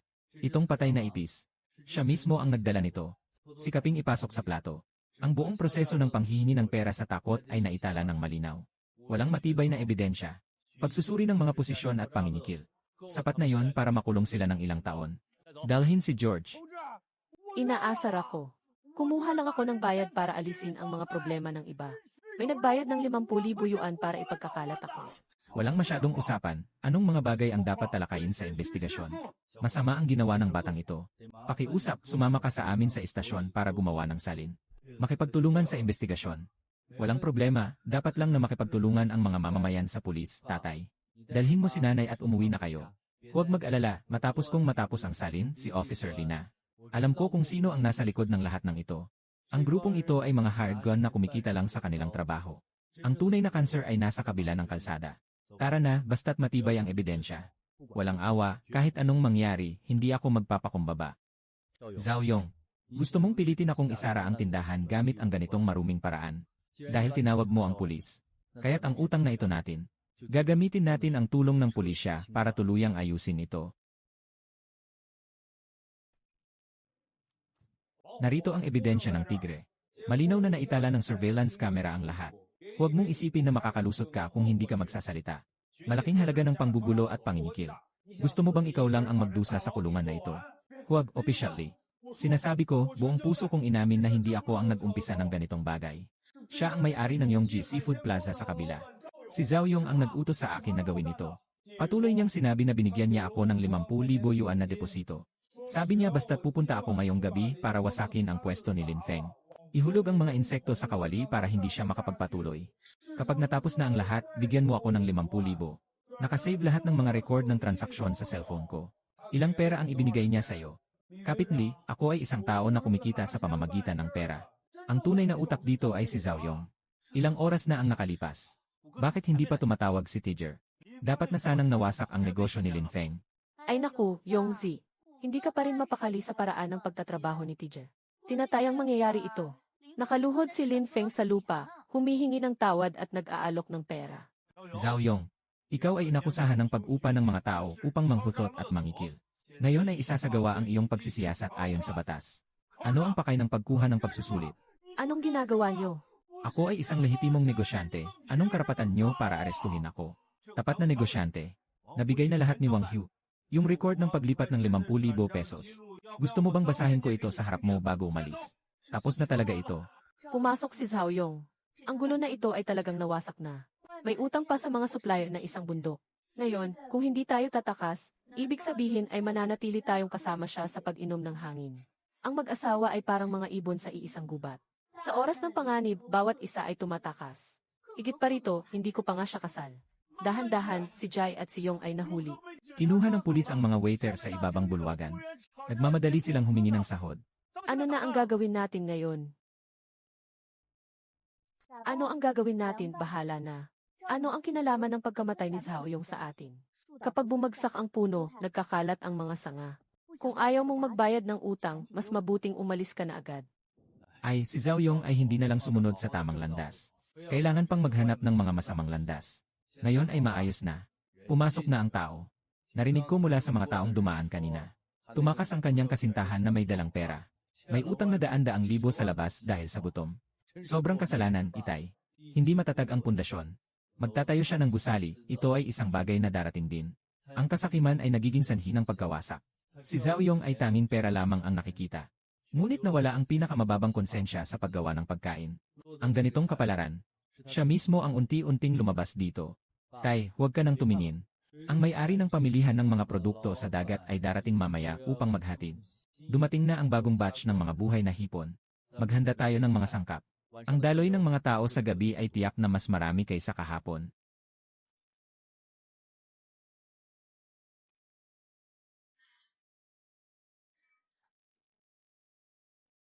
Si Manman, ang babaeng ito. Kapag tumatanggap ng pera, mas mabilis pa silang tumakbo kaysa sinuman. Walang makitang anino kahit isa nang lumabas ako. Nakakainis, naka-off ang telepono. Hintayin niyo akong bumalik. Kailangan talagang ayusin ang Seafood Plaza. Kahit na nagtagal ako doon ng ilang araw. Nandoon ang 1-0 milyong plaza ko. Sapat na ang kita araw-araw para makabangon akong muli.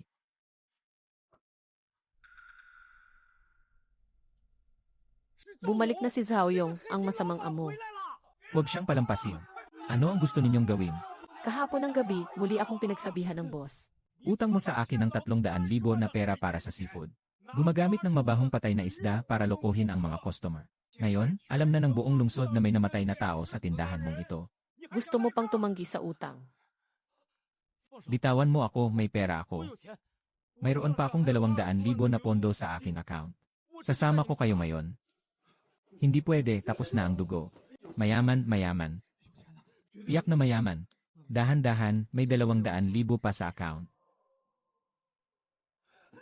Chenzi, ikaw na masamang babae. Ninakaw mo ang pera ko at tumakas ka. Naglakas loob kang lokohin kami. Wala nang pera sa kanyang account. Mga kapatid, basagin niyo na ito. Ilipat niyo sa akin ang lahat ng maaring dalhin para pambayad ng utang. Huwag mo nang sirain, ito ang aking pera. Huwag mong sirain ang imperyo na hiniram ko ng 1-0 milyong. Ito ang tinatawag na makita siyang nagtayo ng mataas na gusali. Nakita ang kanyang pagsubok sa sakit. Nakita niyang bumagsak ang kanyang gusali, hindi niya maiiwasan ang galit. Nagtapos ang peking kasaganaan ni Zhaoyong. Susunod, panahon na para sa akin na lumawak ng may katatagan.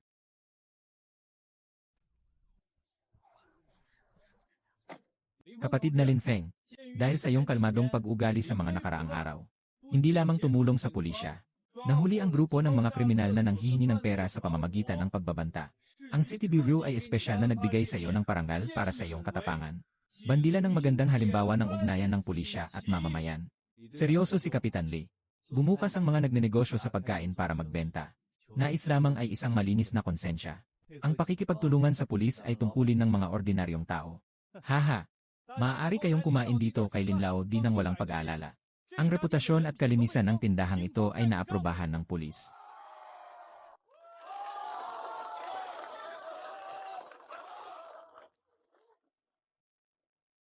Hindi kailanman naisip ng ina ng baliw na ito sa kanyang buhay. Magbukas tayo ng isang kanto na tindahan. Maaari pa tayong makakuha ng parangal mula sa istasyon ng pulis. Nagbibigay ng karangalan sa pamilya. Ang reputasyon ay talagang naipakita na. Pero tingnan mo ang taong ito. Ngayong gabi kahit na masira ang kawali, tuloy pa rin. Hindi na kayang tumanggap pa. Umabot na sa rurok ang daloy. Ang kapasidad ng mga kalsadang tindahan ay ganap ng puspos. Kung hindi natin mahuhuli ang pagkakataong ito ng napakalaking kayamanan, ang sigasig ng mga customer ay mabilis na mawawala. Ang mahabang paghihintay ay nauubos na. Panahon na para gumawa ng ikalawang hakbang. Mama at Papa. Ngayong gabi, magtulungan tayo na mahuli ang mga tao. Bukas ng umaga, kukunin ko na lang ang 2 tindahan sa likod. Hindi na tayo magtitinda sa kalsada. Magbukas ng pisikal na tindahan.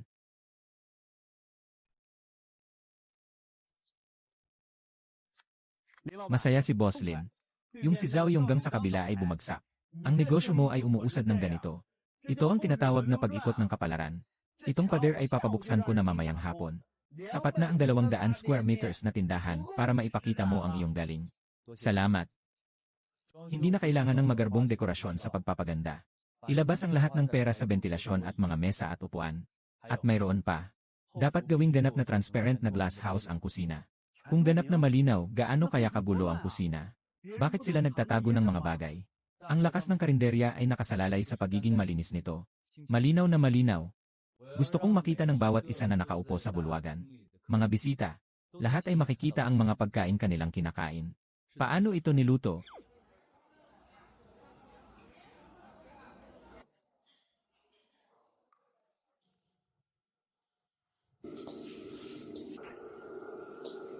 Sobrang linis at nakakakampante tingnan ito. Nangangahas na ipakita ang buong kusina. Ito ang tunay na kakayahan sa industriya ng pagkain.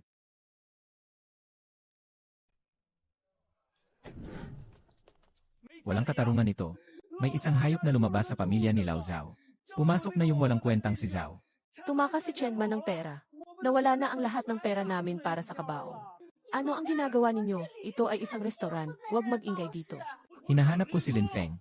Lin Feng, ikaw na takot na pagong, lumabas ka dito. Kailangan mong magbigay ng paliwanag ngayon tungkol sa utang ng kapatid mo. Tatay at tiyo. Kumakain ako, binubuksan ko ang pinto para sa mga bisita. Mali ang pinuntahan niyong pintuan para sa gulo. Naging matagumpay ka na ngayon, Bing Feng. Ang ganitong kalaking tindahan ay kumikita ng libu-libong piso sa isang araw. Si Zhao Yong ay iyong pinsan. Utang niya sa atin ang 500,000 at ikaw ang nagbayad para sa kanya ngayon. Tayo ay nag-ugnay ng mga buto at litid. Hindi mo maaring hayaan na mamatay siya ng walang tulong. Pumasok siya. Dapat ikaw bilang nakatatandang kapatid ang magbayad ng perang ito. Bayaran mo siya. Tito, mukhang may plano ka dito. Narinig ko na sa likod ng kusina. 3 buwan na ang nakalipas. Tinanggal ako ni Zhao Yong sa laro. Nang binayaran ako ng 30,000 pesos para mawala ako. Paano niyo siya pinuri sa lamesa ng alak? Sinasabi na may talino siya sa negosyo. Sinasabi na ako ay may kapalaran na maging isang buhay na tagapaghalo. Kaya't iyon ay isang sandaling kalituhan. Sino ang nakakaalam na siya ay isang mandaraya? Ano bang pinaggagawa niya na may buong lungsod na may presyo ng bali? Kayo ay tumakbo sa harap ng aking pwesto at nagbiro ng malamig. Sinasabi niyo na maghihintay kayo ng malaking dibidendo sa katapusan ng taon. Bakit noon hindi niyo ako sinabihan na parang pamilya tayo? Bakit hindi mo ako binigyan ng kalahati ng dibidendo? Lin Feng, kumikita ka na ng malaki ngayon. Bakit ang tigas ng puso mo? Gusto mo bang ipahamak kaming mga nakatatanda? May panganib ang pamumuhunan. Ang kita at pagkalugi ay sa sariling pananagutan. Nang kumikita ako, kayo ang nagdagdag ng pasakit. Nawala na ang lahat ng pera, ngayon ay lumalapit ka sa akin na may usapang pamilya. Sa ilalim ng batas, si Zhao Yong ay isang independenteng legal na entidad. Wala akong kinalaman sa utang niya.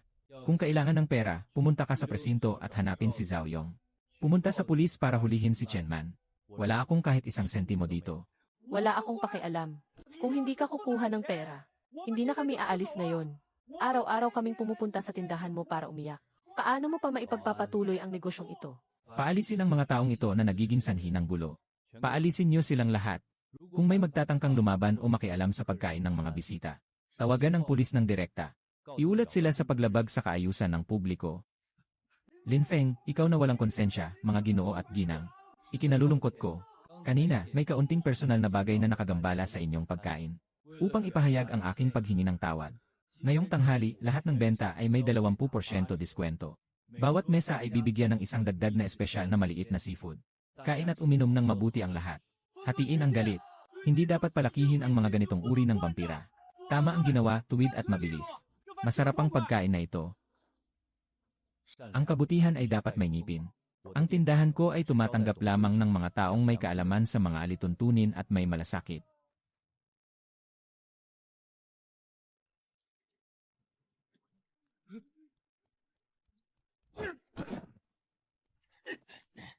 Tumakbo ka na, gago, tumakbo ka. Wala na talaga akong pera. Kinuha ni Chen Man ang lahat ng pera. Bigyan niyo ako ng ilang araw pa. Papalawigin kita sa utang mo sa boss namin na 800,000. Kung bukas ay hindi ka pa rin makapagbigay ng pera. Sasaluhin kita sa isang paa mo, Kithe. Nawala na. Tapos na, lahat ay tapos na. Nawala na ang 1 milyong plaza. May utang akong hindi ko pa natutugunan. Tumakas si Chen Man. Ang mga kamag-anak ko gustong-gusto ng balatan ako ng buhay. Bakit pa ako nabubuhay? Tumalo na lang at tapusin na ang lahat. Hindi na kailangang magtago.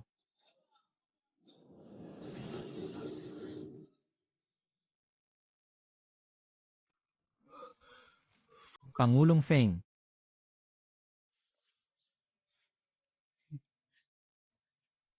Hahaha, Pungje. Ngayong gabi, nakabenta tayo ng 20 mangkok ng noodles. Kumita tayo ng 60 piso. Hindi na masama ang 60 piso. Basta't handa tayong maghirap, yung Z. Gawin nating matibay ang lasa na ito. Siguradong makakapagbukas tayo ng malaking tindahan sa hinaharap. Gagawin kitang kumain ng karne araw-araw. Pi, hindi ako natatakot sa hirap. Basta't magkaisa tayong dalawa. Sa hinaharap, ang industriya ng pagkain sa lungsod na ito. Tiyak na may puwang tayo dito. Kikita tayo ng tapat at may konsensya. Malinis at tapat na kumita. Malinis. Ano bang nangyayari sa akin? Sa loob ng 3 taon, ang nasa isip ko lang ay kapital.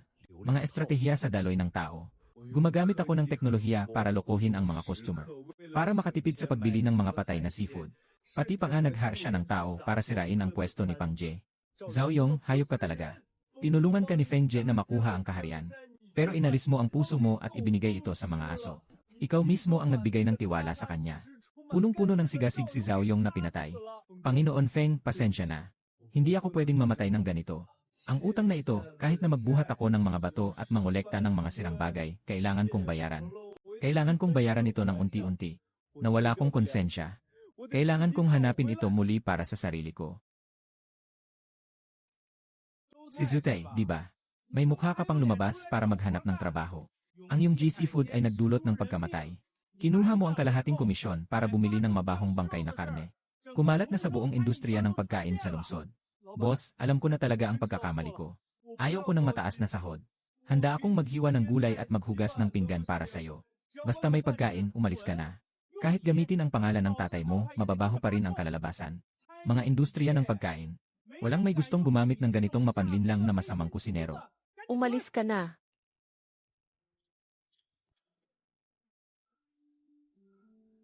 Pareho rin itong estilo ng karinderya. Ngayon ay isang pamantayan ng buong serbisyo ng pagkain. Respeto.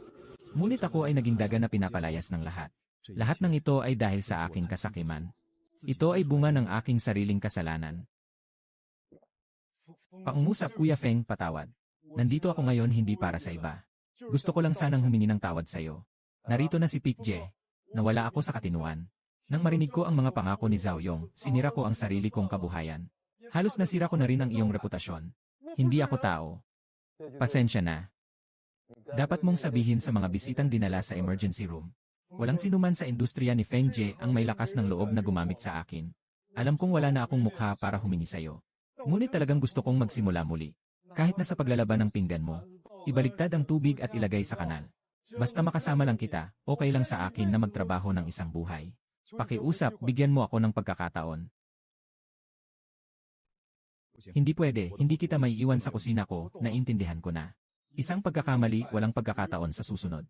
Siyang ako ang nagtakip sa aking daan, hindi ko maaasahan ang iba. Pasensya na, Pang Feng. Huwag kang umalis, hindi dahil sa akin na may galit si Lin Feng, kundi dahil kailangan mo lang tumayo sa kalye na ito. Hindi mo na maaalis ang sombrero ng masamang kusinero sa puso mo. Palaging nakilala ka. Ano ang isipin nila tungkol sa akin pagkatapos ng lahat?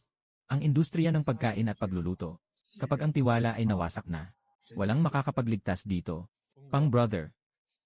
Umalis ka na sa lungsod na ito. Lumipat sa isang lugar kung saan wala kang kilala. Kahit na sa isang maliit na fast food sa tabi ng kalsada. Magsimula ulit sa paghiwa ng sibuyas at paghuhugas ng mga plato. Itinuro ko na sa iyo ang mga patakaran ng karinderya. Ang kasanayan ay maaaring matutunan muli. Ngunit ang batayang prinsipyo ng pagiging tao ay hindi dapat mawala. Pik, ang mga salita mo ay nakaukit na sa aking buto.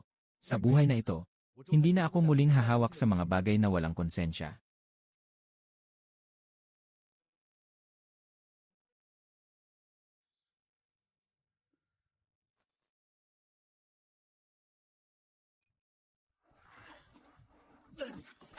Anong ginagawa mo, hindi ka pa kumakain? Maging mabilis ka sa iyong mga galaw. Hindi matatapos ang pag-unload ng kargamento na ito. Ngayon, kalahati ng sahod ay ibabawas. Pasensya na, boss. Malapit na, malapit na. Dati akong may-ari sa Seafood Plaza. Isang platong ulam nagkakahalaga ng daan-daang piso. Hindi ko man lang pinapansin. Noong panahong iyon, akala ko napakadali lang kumita ng pera. Basta marunong lang mangakit, ayos na. Ngayon, umaasa na lang ako sa aking lakas. Ngayon ko lang nalaman na bawat sentimo ay may kasamang pawis at dugo.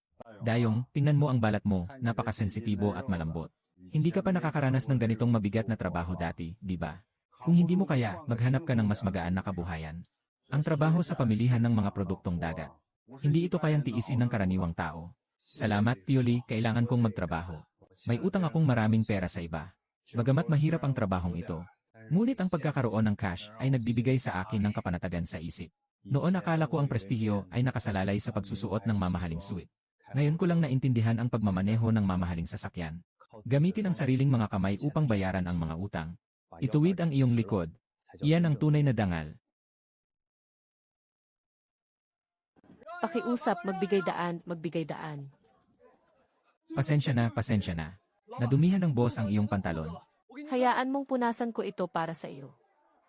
Zhao Zhaoyong, Boss Zhao, paano ka naging ganito ka walang silbi? Kung dati, sino ang magkakaroon ng lakas ng loob na makipag-usap sa akin ng ganito? Matagal ko nang naisip na sampalin ka. Wang Jie, hindi na ako si Boss Zhao ngayon. Isa lang akong tagabuhat. Nakarecord sa libro ang utang kong balanse sa'yo. Basta't hindi ako mamatay. Walang kahit isang sentimo na mawawala. Ikaw.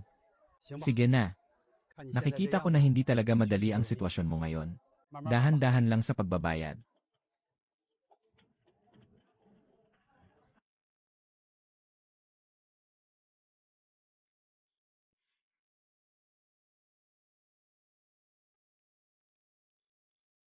Pang brother, dati sinabi mo sa akin na sa negosyo dapat.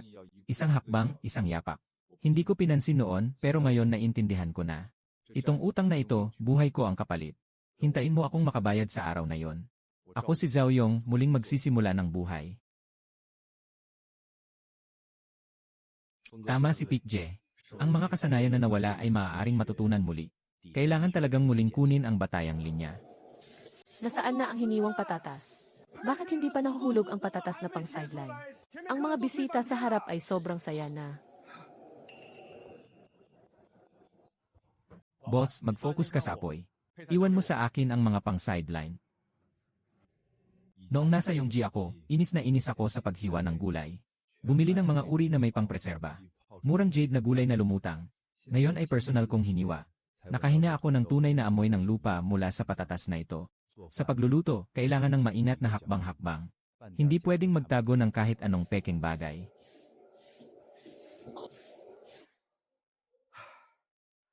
Si Xiao Zhu ay talagang may itinatagong galing. Ang galing mo sa pagputol. Walang 5-6 na taong pagsisikap, hindi mo talaga ito makakamit. Paano ka napadpad dito sa maliit kong tindahan para maghugas ng pinggan? Noong bata pa ako, puno ng sigla. Dumaan sa maling daan. Nalagsiya ng malubha. Ngayon ay gusto kong makahanap ng isang lugar. Magsimula sa mga pangunahing gawain ng may kaseryosohan. Mabait na bata, kayang umangkop sa sitwasyon. Simula bukas, huwag ka nang maghugas ng pinggan. Tulungan mo akong maghanda ng mga sangkap. Bawat buwan, itataas ko ang sweldo mo ng 500. Basta't gawin mo lang. Balang araw, ibibigay ko sa iyo ang galing ng aking mga lumang buto. Salamat, boss. Sisikapin kong mabuti ang aking trabaho.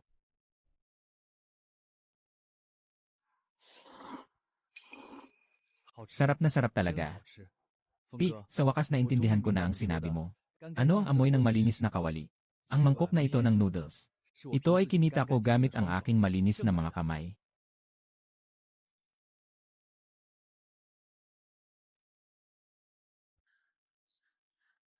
Buksan mo, buksan mo. Lumabas ka, karaniwan. Sabi mo, ilalagay mo ang 200,000 na ito. Maaari itong dumoble sa loob ng 1 buwan. Lumabas ka na, huwag ka nang kumatok, huwag ka nang kumatok. Ang kumpanyang ito ng mga peking produkto. Nagtakbuhan na ang boss kagabi matapos magdonasyon. Maraming nag-report ng insidente ngayong umaga. Nawala na ang pera mo. Mabilis, umalis ka na at huwag kang maging sagabal dito. Lahat sila ay tumakbo at niloko ako. Nawala lahat ng perang nakuha ko mula kay Zhao Yong.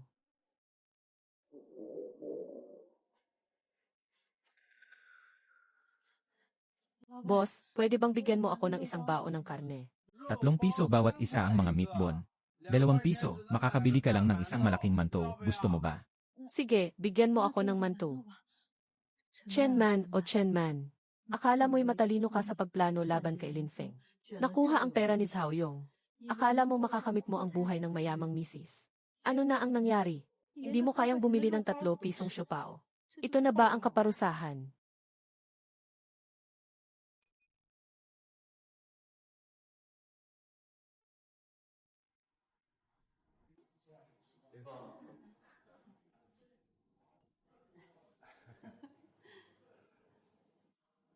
Noon, ang pinaka hindi ko gusto ay ang pamilyang iyon. Iniisip kong sila ay mga tao ng lupa.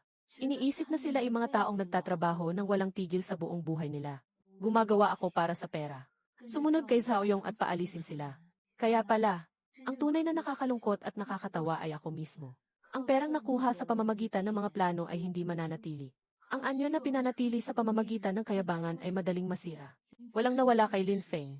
Nakasandal siya sa mga malinis na kamay na iyon. Nakuha ang respeto ng lahat. At kaya kong gawin ang lahat. Magbabayad na. Kabayaran ay 8.5.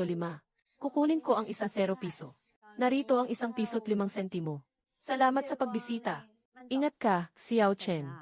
Bagaman simple lang ang laro ng panalo at talo. Ngunit kailangan talagang maging maingat. Kailangan walang pagkukulang kahit 1%. Naiintindihan mo ba? Lahat ng kinikita natin ay mula sa hirap ng trabaho. Huwag mag-alala, manager. Bawat transaksyon ay maayos kung bibilangin. Ang perang ito na malinis at tapat ay masarap kitain.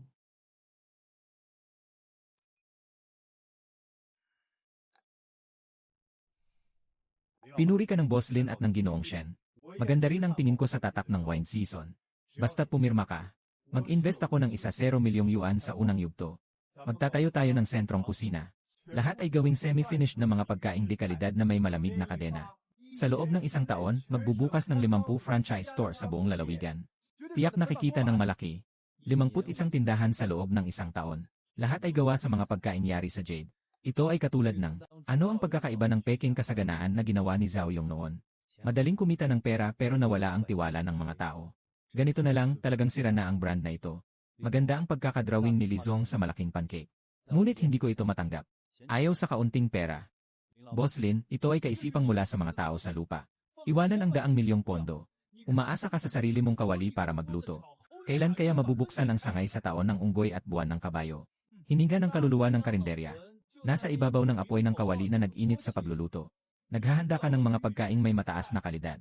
Punitin ang plastic na bag. Init sa microwave. Iyan ay tinatawag na panlilinlang sa mga banyaga. Hindi ito para sa mga ordinaryong tao na magluto. Ako, si Lin Feng, kumikita ng pawis ng mga suking bumabalik, hindi ba? Huwag magmadali, Lizong, sa pagkuha ng mabilis na pera mula sa ganitong uri ng mga pangkaraniwang negosyo. Umupo ka muna. Sinabi ko na sa iyo, Ginoong Li. Matigas talaga ang buto ng batang ito. Hindi kayang kontrolin siya ng sistema ng kapital. Kapag walang kasunduan, may pagkakaibigan pa rin. Sige, umuwi ka na. Ginoong Shen. Tinulungan akong ipakilala ang ilang mga mahusay na tindahan sa lungsod. Maaaring magbukas ng mga sangay sa iba't ibang lokasyon. Ngunit hindi dapat lumakad ng masyadong malayo at mahila ang masama. Gusto ng bawat tindahan na hindi magbago ang lasa. Ang ugat ay hindi nasa dekorasyon. Sa supply chain, ang mga sangkap at base ingredients ay dapat na parehong sariwa. Boss Lin, anong tingin mo sa mga produkto natin dito? Lahat ng sariwang produkto sa lungsod. Ang aming logistics ng cold storage ay ang pinakamaasahan. Magandang produkto pero may isang kondisyon ako. Kailangan kong magtayo kayo ng espesyal na malamig na linya. Responsable para sa lahat ng sangay ng seafood side dishes sa panahon ng hangin. Nakangalap ng mga ani at nahuhuli tuwing 3:00 ng madaling araw. 5 ng umaga, ilalagay sa malamig na imbakan. Dapat dalhin ang yelo sa likod ng kusina ng bawat tindahan bago mag-7 ng umaga. Hindi maganda ang pagkawala ng logistics sa gitna at ang temperatura ng pagpapanatili ng sariwa. Maaari kong ibaba ang presyo ng 3 sentimo. Ngunit ito lang ang pinaniniwalaan kong sariwa. Maaari mo bang mapanatili ang sariwang ito? Lahat ng mga order pagkatapos ng panahon ng hangin ay sayo na. Nakaayos na ang supply chain para sa inyo. Ang pinakamagandang sariwang sangkap ay araw-araw na ihahatid sa inyo. Ang espesyal na sarsa ay akin mismong niluto. Pagsasama-samang paghahatid. Ngunit ito ang huling hadlang. Nasa kamay nyo ang kawali na ito. Ibalik si Pic Je. Ang init at mga sangkap na ito ay ayon sa gel. Walang pagkakaiba kahit sa timbang. Walang pagkakaiba sa timbang. Tingnan mo ang laman ng iyong tahong. Ano na ang itsura nito? Ilang beses ko na bang sinabi sa inyo? Ang init ng kawali sa karinderya ay hindi datos. Kapag umabot na sa tamang init ng langis, dapat marinig ang tunog ng sibuyas at luya na sumasabog. Ito ay tinatawag na pinakuloang tubig. Hindi ito tinatawag na stir-fry. Ganitong putahe. Kapag humaba ang dila ng bisita, alam na nilang ikaw ay isang pangit na tao. Read Rely. Ngayon, walang makakaalis sa trabaho hanggat hindi natin natutukoy kung sino ang may kasalanan sa kawalanggana na ito. Huwag niyong asahan na mabubuksan ang pinto ng sangay, si Pung Jie ay nandyan. Ang binata ay mainat at matatag. Bawat isa ay unti-unting binubuksan. Hindi nagmamadali at hindi nag-aasam ng sobra. Mas matibay ang pundasyon mo kaysa sa iba. Ang pagkain ng matanda ay dapat unti-unting kainin. Huwag kalimutan ang pinagmulan ng mga kainan sa tabi ng kalsada. Basta't hindi mawala ang malinis na usok ng kawali na ito. Ang karatulan ng wine season ay mananatiling matatag magpakailanman.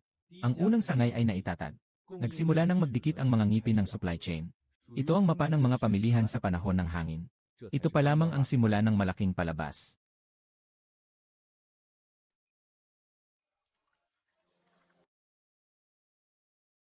Boss Lin, ikaw ay isa ng malaking negosyante ngayon. Ang dami mong mga supplier sa ilalim mo. Bakit araw-araw ka pa rin pumupunta sa mabahong pamilihan na ito? Kahit gaano karaming tindahan ang buksan.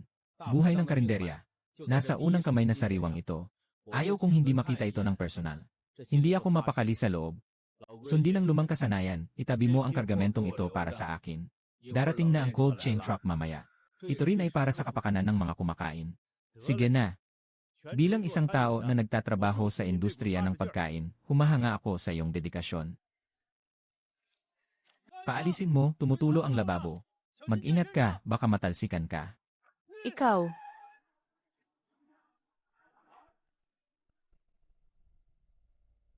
Pasensya na, boss. Walang anuman, papahiran ko kayo.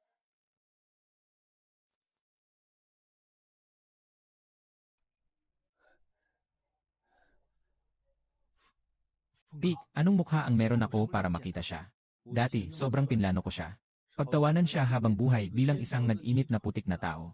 Ngayon, siya ay kilalang may-ari ng restoran sa buong lungsod. Ngunit ako ay naging tunay na tao ng putik. Buhatin ang ganitong kalaking yelo. Huwag kang ma-dehydrate. Uminom ka ng tubig.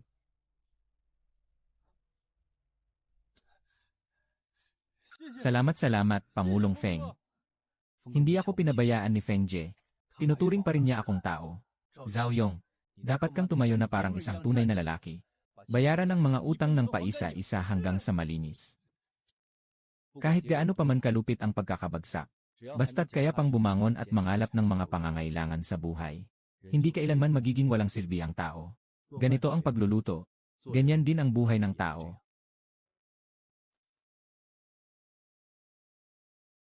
Nagbuhat ng yelo sa loob ng isang taon. Sa wakas, nakapag-ipon na ako para bilhin ang second-hand na kariton at gas. Pera para sa lata. Nakapagbukas na ng isang restaurant na nagkakahalaga ng 1 milyong piso. Sa huli, nagdulot ito ng pagkawasak ng pamilya. Ngayon, nagbabantay ako sa 1 metro kwadrado ng bakal na sasakyan. Bawat gabi ay nagbabayad ng utang. Boss, gaano kalaki ang malaking order na ito na 8 pesos? Nagtrabaho kami ng isang buong araw na pisikal na trabaho. Kung malaki ang kain mo, hindi ka mabubusog kung kaunti lang ang laman. Kapatid, huwag kang mag-alala. Sapat na noodles. Kung hindi ka mabusog, bumalik ka lang at hindi ka sisingilin.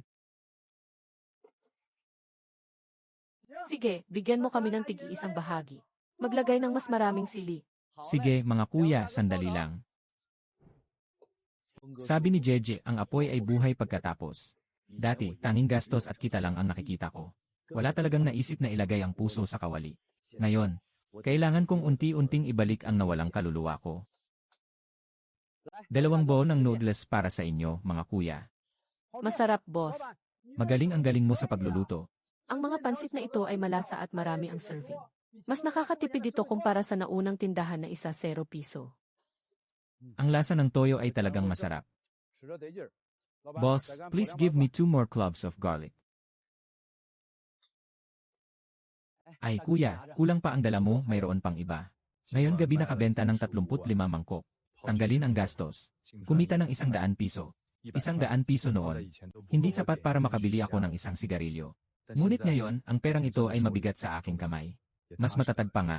Unti-unti kong mababayaran. Darating ang araw na mababayaran ko rin ito.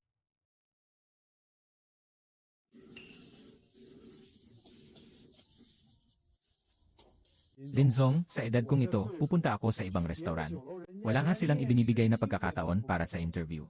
Sinasabing matanda na ako at hindi marunong gumamit ng mga makabagong kagamitan. Gusto ko lang ng mga gulay na may halaga na 10 piso bawat pakete. Maliit na manggagawa. Salamat talaga sa pagkuha sa akin at sa ilang mga kaibigan ko. Hindi ko kayo maikukubli. Ang buong pamilya ko ay umaasa sa sahod kong ito. Huwag po kayong magsalita ng ganyan, Ginoong Zhang. Nagbabago ang panahon. Ngunit ang sining na iniwan ng ating mga ninuno ay hindi dapat mawala. Yung mga malalaking restoran ay kailangang magpatupad ng walang tao na serbisyo. Ang pagpapahusay ng mga kasanayan ay kanilang landas. Ngunit sa aking pagsasara, ang mga kamay mo na kayang kontrolin ang tamang init. Ito ay kayamanan na hindi matutumbasan ng kahit anong halaga. Talagang nasa akin ito. Basta't masipag at determinado. Magaling ang kasanayan. Hindi alintana ang edad. Walang kinalaman sa relasyon. Sahod ng lahat. Walang mawawala sa inyo sa bonus. Sumunod kay Feng Jie sa trabaho.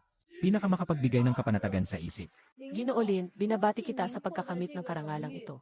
Ngayon, maraming kabataang negosyante ang nakakakuha ng pondo pagkatapos.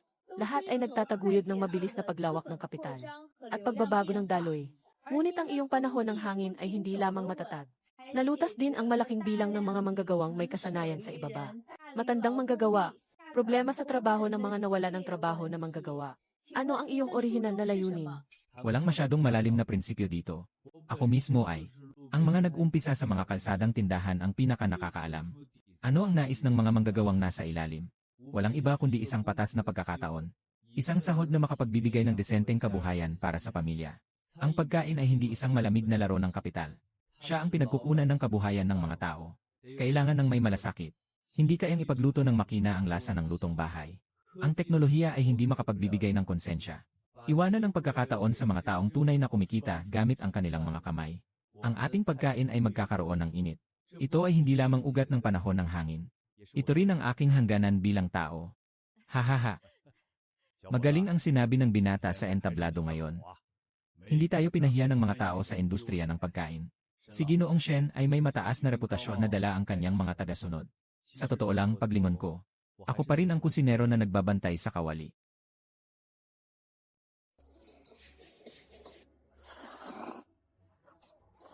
Si Lao Zhao ay talagang masarap ang iyong noodles. Nagmaneho ako ng magdamag at sabik na akong matikman ito. Kamakailan lang, pumunta ako sa syudad para kumuha ng mga gamit. Kumain ako ng isang mangkok sa ibang lugar. Yung mantika may amoy na parang mabaho. Ang karne ay malambot din. Hindi ito maihahambing sa iyong kalinisan. Naku, sobra naman ang papuri mo, kuya. Walang sikreto sa paggawa ng ganitong maliit na negosyo. Siyempre, ang mga sangkap ay sariwa at sapat ang dami. Kapag kumain ka ng masaya, ako'y kampante sa aking puso. Dahil sa iyong saloobin at galing sa pagluluto. Siguradong makakagawa ka ng malaking pangalan sa hinaharap. Sige, aalis na ako, pasensya na. Ngayon, malapit nang maubos ang mga noodles. May natitira pang ilang piraso. Pwede bang magluto ng ilang bahagi? Pangpong J. Suyong Z. Bakit ka nagkaganyan? Tama lang ang nangyari sa akin. Magdala ng 3 order ng fried noodles. Magdagdag ng kaunting alkohol. Bawasan ng kaunti ang asin sa ulam. Hindi nakakain ng mga magulang ko. Sobrang alat. Pang brother, gusto niyo pa bang kumain ng mga niluto ko? Bumukas at magnegosyo. Umorder ang bisita. Kailangan talagang magluto ng kusinero. Bakit ka nagrereklamo na dumating kami sa kalaliman ng gabi? Nakapagpabagal ba ako sa pagtatapos mo? Walang Tio at Chia Feng. Kayo na lang ang umupo dito, ang ingay nyo dito. Ito ang unang pagkakataon na kumain si Feng Jie ng lutong ginawa ko. 3 taon na ang nakalipas, tinuruan niya ako ng paisa-isa kung paano kontrolin ang apoy. Paano iangat ang kawali. Wala akong pakialam dito. Ngayon, hindi ko na maaring masira ito muli.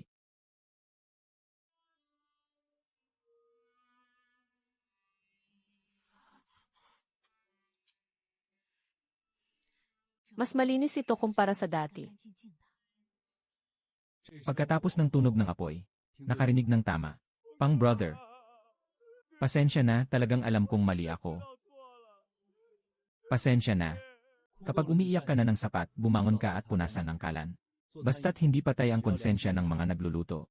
Ang apoy ay hindi kailanman mawawala. Dati ako'y walang kapantay. Malupit na pinlano ang kanilang pag-alis bilang isang pamilya. Ngayon, habang tinitingnan ko ang mga anyo ng aking mga magulang na puno ng hirap, ang pakiramdam ng pagkakasala ay parang matalim na kutsilyo na sumasaksak sa aking puso. Kapatid, patawad sa inyo. Dati, hindi talaga ako tao. Nabulag ako ng pera. Pati mga kapamilya ko ay pinagsamantalahan ako. Hindi lang naubos ang lahat ng yaman ng pamilya. Halos nasira pa ang pangalan ng kuya ko. Dapat matagal ko nang sinabi ang salitang ito, pasensya na. Hindi ako tao, Dongzi. Kung alam ko lang ang mangyayari ngayon, sana'y hindi na ako nag-umpisa. Ngunit makakapagpakatatag ka sa gitna ng kalsadang ito. Itayo ang pwesto na ito. Kumita gamit ang sariling mga kamay. Ipinapakita nito na hindi ka paganap na masama sa kaibuturan. Tumayo ka na, malamig ang sahig. Nasa tamang oras na. Ayos lang, bro. Salamat, ikaw ay isang tunay na lalaki na handang harapin ang mga responsibilidad. Huwag kang basta-basta lumuhod. Walang sinuman ang makakapagbayad ng utang ng daan-daang libo. Ikaw mismo ang magluto ng bawat mangkok ng noodles. Basta't lagi mong tandaan sa isip mo. Ang luto ng sabaw na ito ngayon. Panatilihin mo ang hangganan mo sa larangan ng pagkain. Sa buhay mo, nakatayo ka na ng buo. Ate, naaalala ko na. Hindi na ako muling lalihis ng landas. Anong ginagawa mo, kuya? Hindi ko talaga maaring tanggapin ang perang ito. Inaalok ko kayong umalis ng maayos. Ikaw na ngayon ang may-ari. Kami ay mga customer. Ito ay dahil sa iyong tunay na galing. Malinis na perang kinita. Tumayo ng tuwid habang hawak ang baliw. Mahirap din ang sitwasyon ni Yongzi ngayon. Sa ating tindahan, kasalukuyan tayong nangangailangan ng ilang punong kusinero para sa mga sangay. Baka pwede mo siyang tulungan, ma. Hayaan siyang magpakatatag sa sarili niya. Ngayon, mahirap na niyang nakayang tumayo sa sarili niya. Kung muli akong maghihikbi ng tulong, siya ay mananatiling nabubuhay sa aking anino. Hindi kailanman matututo na harapin ang bagyo ng mag-isa. Ngayon, ang ganitong paraan sa kanya ay tunay na muling pagsilang. Kapatid, huwag kang mag-alala. Ang malinis na kawali na ito ay akin, si Zhao Yong. Sa buhay na ito, kahit mamatay sa gutom, hindi na ito mawawala muli.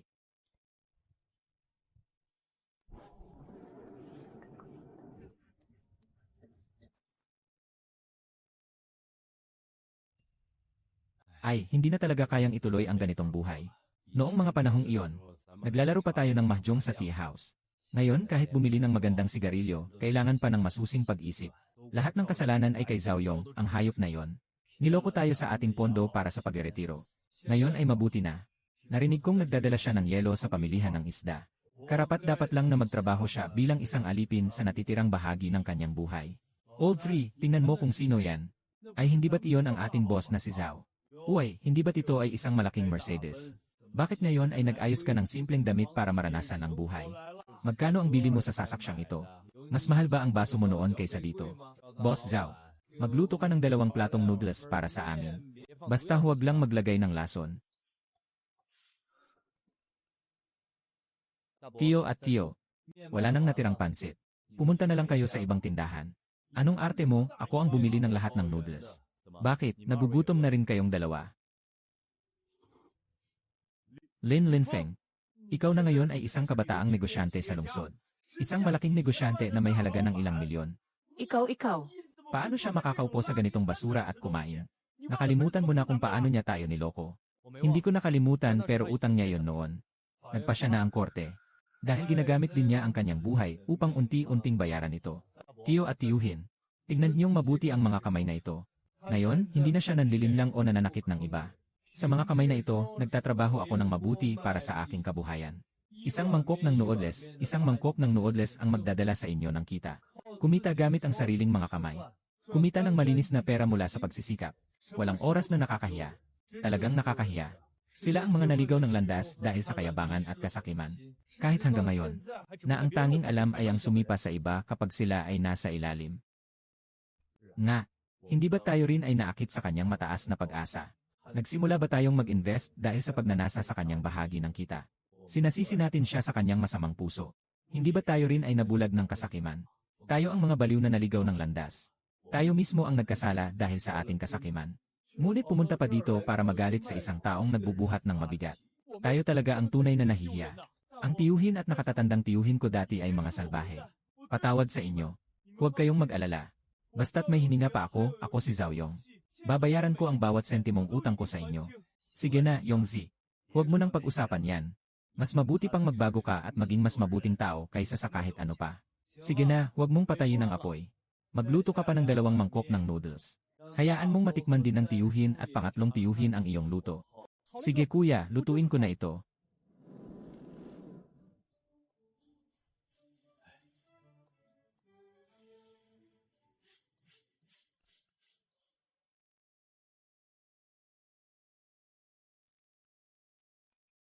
Sira ulo, kanina lang dumating ang sulat mula sa postal. Sinasabing galing ito sa isang maliit na bayan sa kalapit na probinsya. Walang nakasulat na pangalan ng nagpadala. May mga kamag-anak tayo dyan. Walang ako, buksan ko at titingnan. Ay!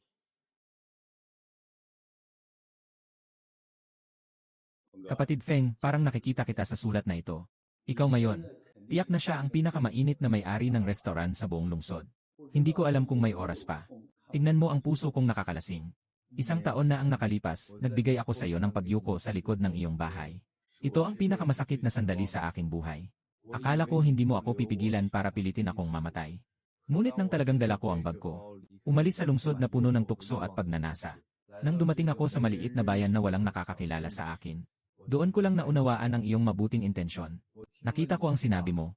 Magsimula bilang isang tagalaban ng pinggan. Nang una kong inilagay ang kamay ko sa tuyong timba, araw-araw ay sinisisi ko ang sarili ko sa isip ko. Dati akong punong kusinero sa isang restoran. Paano ako napunta sa ganitong sitwasyon?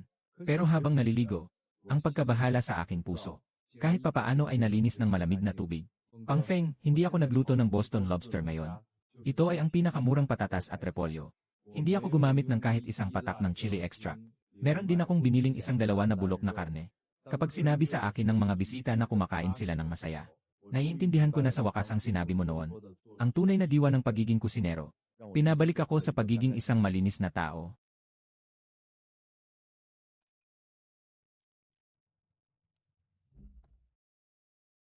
Anong tinitingnan mo? Umiti ng napakatatag. Si Shen Lao, isang dating katrabaho na naligaw ng landas. Ngayon, sa wakas, natagpuan niya na ang kanyang sariling kawali. Ayos lang, nagbalik ang ulilang anak. Hindi pa palitan ang unang kita. Napakaraming tukso sa industriya ng pagkain. Maaari siyang huminto sa bingit at matatag na panghawakan ang isang kawali. Ang batang ito ay maituturing na muling isinilang. Lin Feng, hindi mo siya tinanggap noon. Sa halip, nailigtas pa nga ang kanyang buhay. Sa buhay ng tao, kailangan talagang madapa ng ilang beses. Doon mo lang malalaman kung aling daan ang totoo. Kahit sino pa sila, si Zhao Yong o si Zhou Tai. Basta't handa silang umasa sa kanilang sariling mga kamay.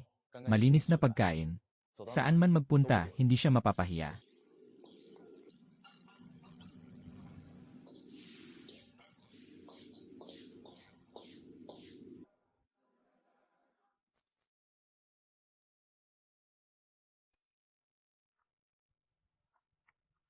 Dalawang taon na ang nakalipas, batang lalaki. Isang luma at sira-sirang kawali na itinayo sa tabi ng kalsada. Hanggang ngayon, may kabuwang 30 na sariling tindahan ang Fengji Group. Karapat dapat ang karatulang ito sa iyo. Walang suporta at aral mula sa inyo si Shen Lao noong una. Hindi makararating si Lin Feng sa araw na ito.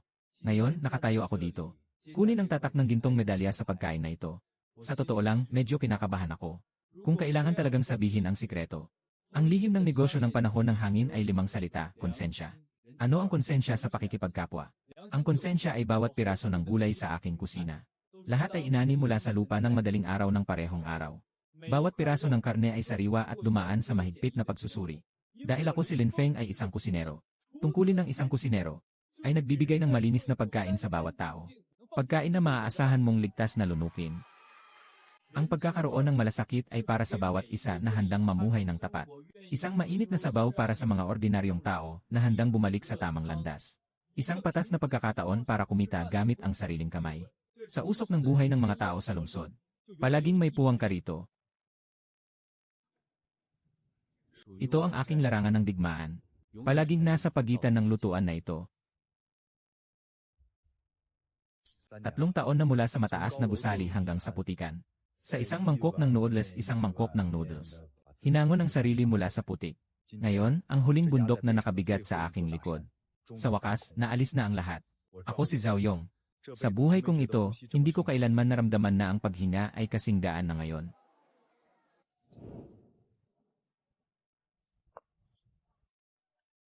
Ngayon, punong-puno na naman ang negosyo. Nakikita ko ang tindahan mo. Pwede na silang magbukas ng malaking tindahan sa syudad. Hindi na ako naninigarilyo, tumigil na ako noon pa. Anong malaking tindahan ang buksan? Si Lao Zhao ay talagang totoo. Walang ibang tindahan sa night market na may ganitong dami. Kapag busog ang lahat, saka ako makakatulog ng mahimbing. Ano ang gusto mong kainin sa susunod? Sandali lang po, Ginoo. Pasensya na, boss. Hindi ko naman nadumihan ang lugar mo. Aalis na ako, Ginoo, nagkamali kayo ng akala. Nagdala ako ng kaunting dagdag na materyales ngayon. Talagang hindi na mabebenta.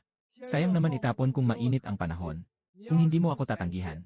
Umupo ka at tulungan mo akong ayusin ito sa isang gabi. Paano ko naman magagawa yon? Wala akong pera sa akin, ayaw ko ng pera. Isipin mo na lang na tinutulungan mo ako. Huwag sayangin ang pagkain. Sandali lang po. Sandali lang, boss. Isa kang napakabait na tao. Mabuting tao, dati akong nabulag ng kasakiman. Para sa pera, kahit ang mga kamag-anak ay kayang ipagkanulo. Pati ang konsensya ay kaya nilang ipagbili. Ngunit ngayon, maaari kong gamitin ang mga kamay na ito para gumawa ng mainit na noodles para sa mga taong nagugutom.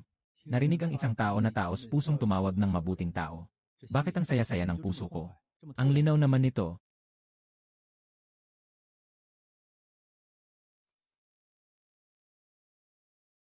Si Ginoong Lin ayon sa planong ito, itakda ang bayad sa prangkisa sa 500,000. Lahat ng materyales sa dekorasyon, kagamitan sa kusina, kailangan bumili mula sa punong tanggapan sa mataas na presyo. Hindi lang iyon, magdadagdag tayo ng 30% sa presyo ng mga sangkap sa supply chain. Kailangan lang ilabas ang 300 na pwesto para sa prangkisa. Ang grupo ay kumikita lamang mula sa mga bayad sa prangkisa. Maaari nang makuha ang higit sa 100 milyong pondo sa loob ng isang buwan. Ito ay tiyak na isang napakakapaki-pakinabang na negosyo. 500,000 na bayad sa prangkisa. 30% na pagtaas sa presyo ng supply chain. Boss Wang, nakapagkwenta ka na ba? Isang karaniwang mamamayan. Magbenta ng mga gamit at mag-ipon ng sapat na pera para makapagbukas ng tindahan. Gaano katagal siya makakabawi ng puhunan? Iyan Gino Lin. Ganyan talaga ang negosyo. Walang negosyo na siguradong kita at walang talo. Hindi na nila maibabalik ang kanilang puhunan. Kulang sila sa mahusay na pamamahala. Ano ang kinalaman nito sa pagkuha natin ng karagdagang pondo? May malaking kaugnayan nito. Ang ganitong modelo ng prangkisa na umaabuso sa mga ordinaryong tao. Si Zhao Yong ay naglaro dati. Sa huli, nagdulot ito ng pagkawasak ng pamilya at buhay. Ang tatak ng panahon ng hangin ay dala ko ang daan-daang kapatid. Isang kawali ng bakal ang nilutong-nilutong. Sino ang may lakas ng loob na gamitin siya para kumita at lokohin ang tao? Ako ang unang nagbawas sa kanya. Ang planong ito ay hindi nawasto. Ang batang ito ay hindi natitinag sa harap ng daan-daang milyong pera. Shen Lao, gusto kong ipatupad ang programa para sa pagsasanay ng mga kasosyo. Walang bayad sa franchise. Ang punong kumpanya ang sasagot sa buong gastos ng renovation at kagamitan. Ang mga kasosyo ang responsable sa pang-araw-araw na operasyon ng tindahan. Hahatiin ang kita ayon sa proporsyon. Nagmamalasakit ka ba dito?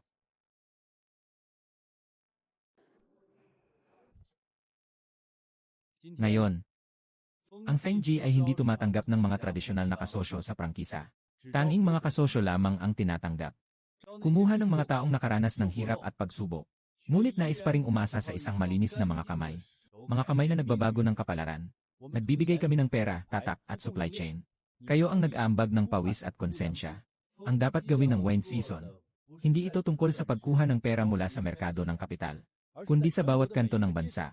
Pagsindi ng isang tunay na pag-ari ng mga tao. Mainit na malaking kawali. Hahaha, mag-relax ka sa iyong pulso. Pik, dati akong nawala ng trabaho sa pabrika ng makina. Nakarating na ako sa ilang mga tindahan ng franchise para mag-apply bilang kasosyo. Nang marinig nila na hindi ko kayang ilabas ang 300,000, diretso akong pinalabas. Walang kahit isang sentimo na hinihingi sa'yo. Sasagutin ang pagkain at tirahan, ibigay ang aming kakayahan. Hindi tinitignan ng kuya kung ilang zero ang nasa bankbook sa panahon ng hangin. Nasa iyo na lang kung handa kang madumihan ang mga kamay mo sa mantika. Basta't mahasa mo ang iyong kakayahan sa pagluluto. I-treat the guests' tastes as if they were family. Ang manager ng branch ng wine season ay iyon na.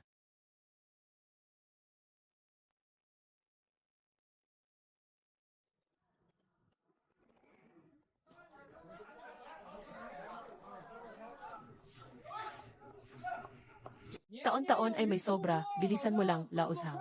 Naghihintay ang mga bisita sa Mesa 7 para sa Spring Festival Gala. Sige, Pang Feng, ang apoy na yon ay talagang malakas. Sa susunod na taon, tiyak na magiging mas masagana ang ating panahon.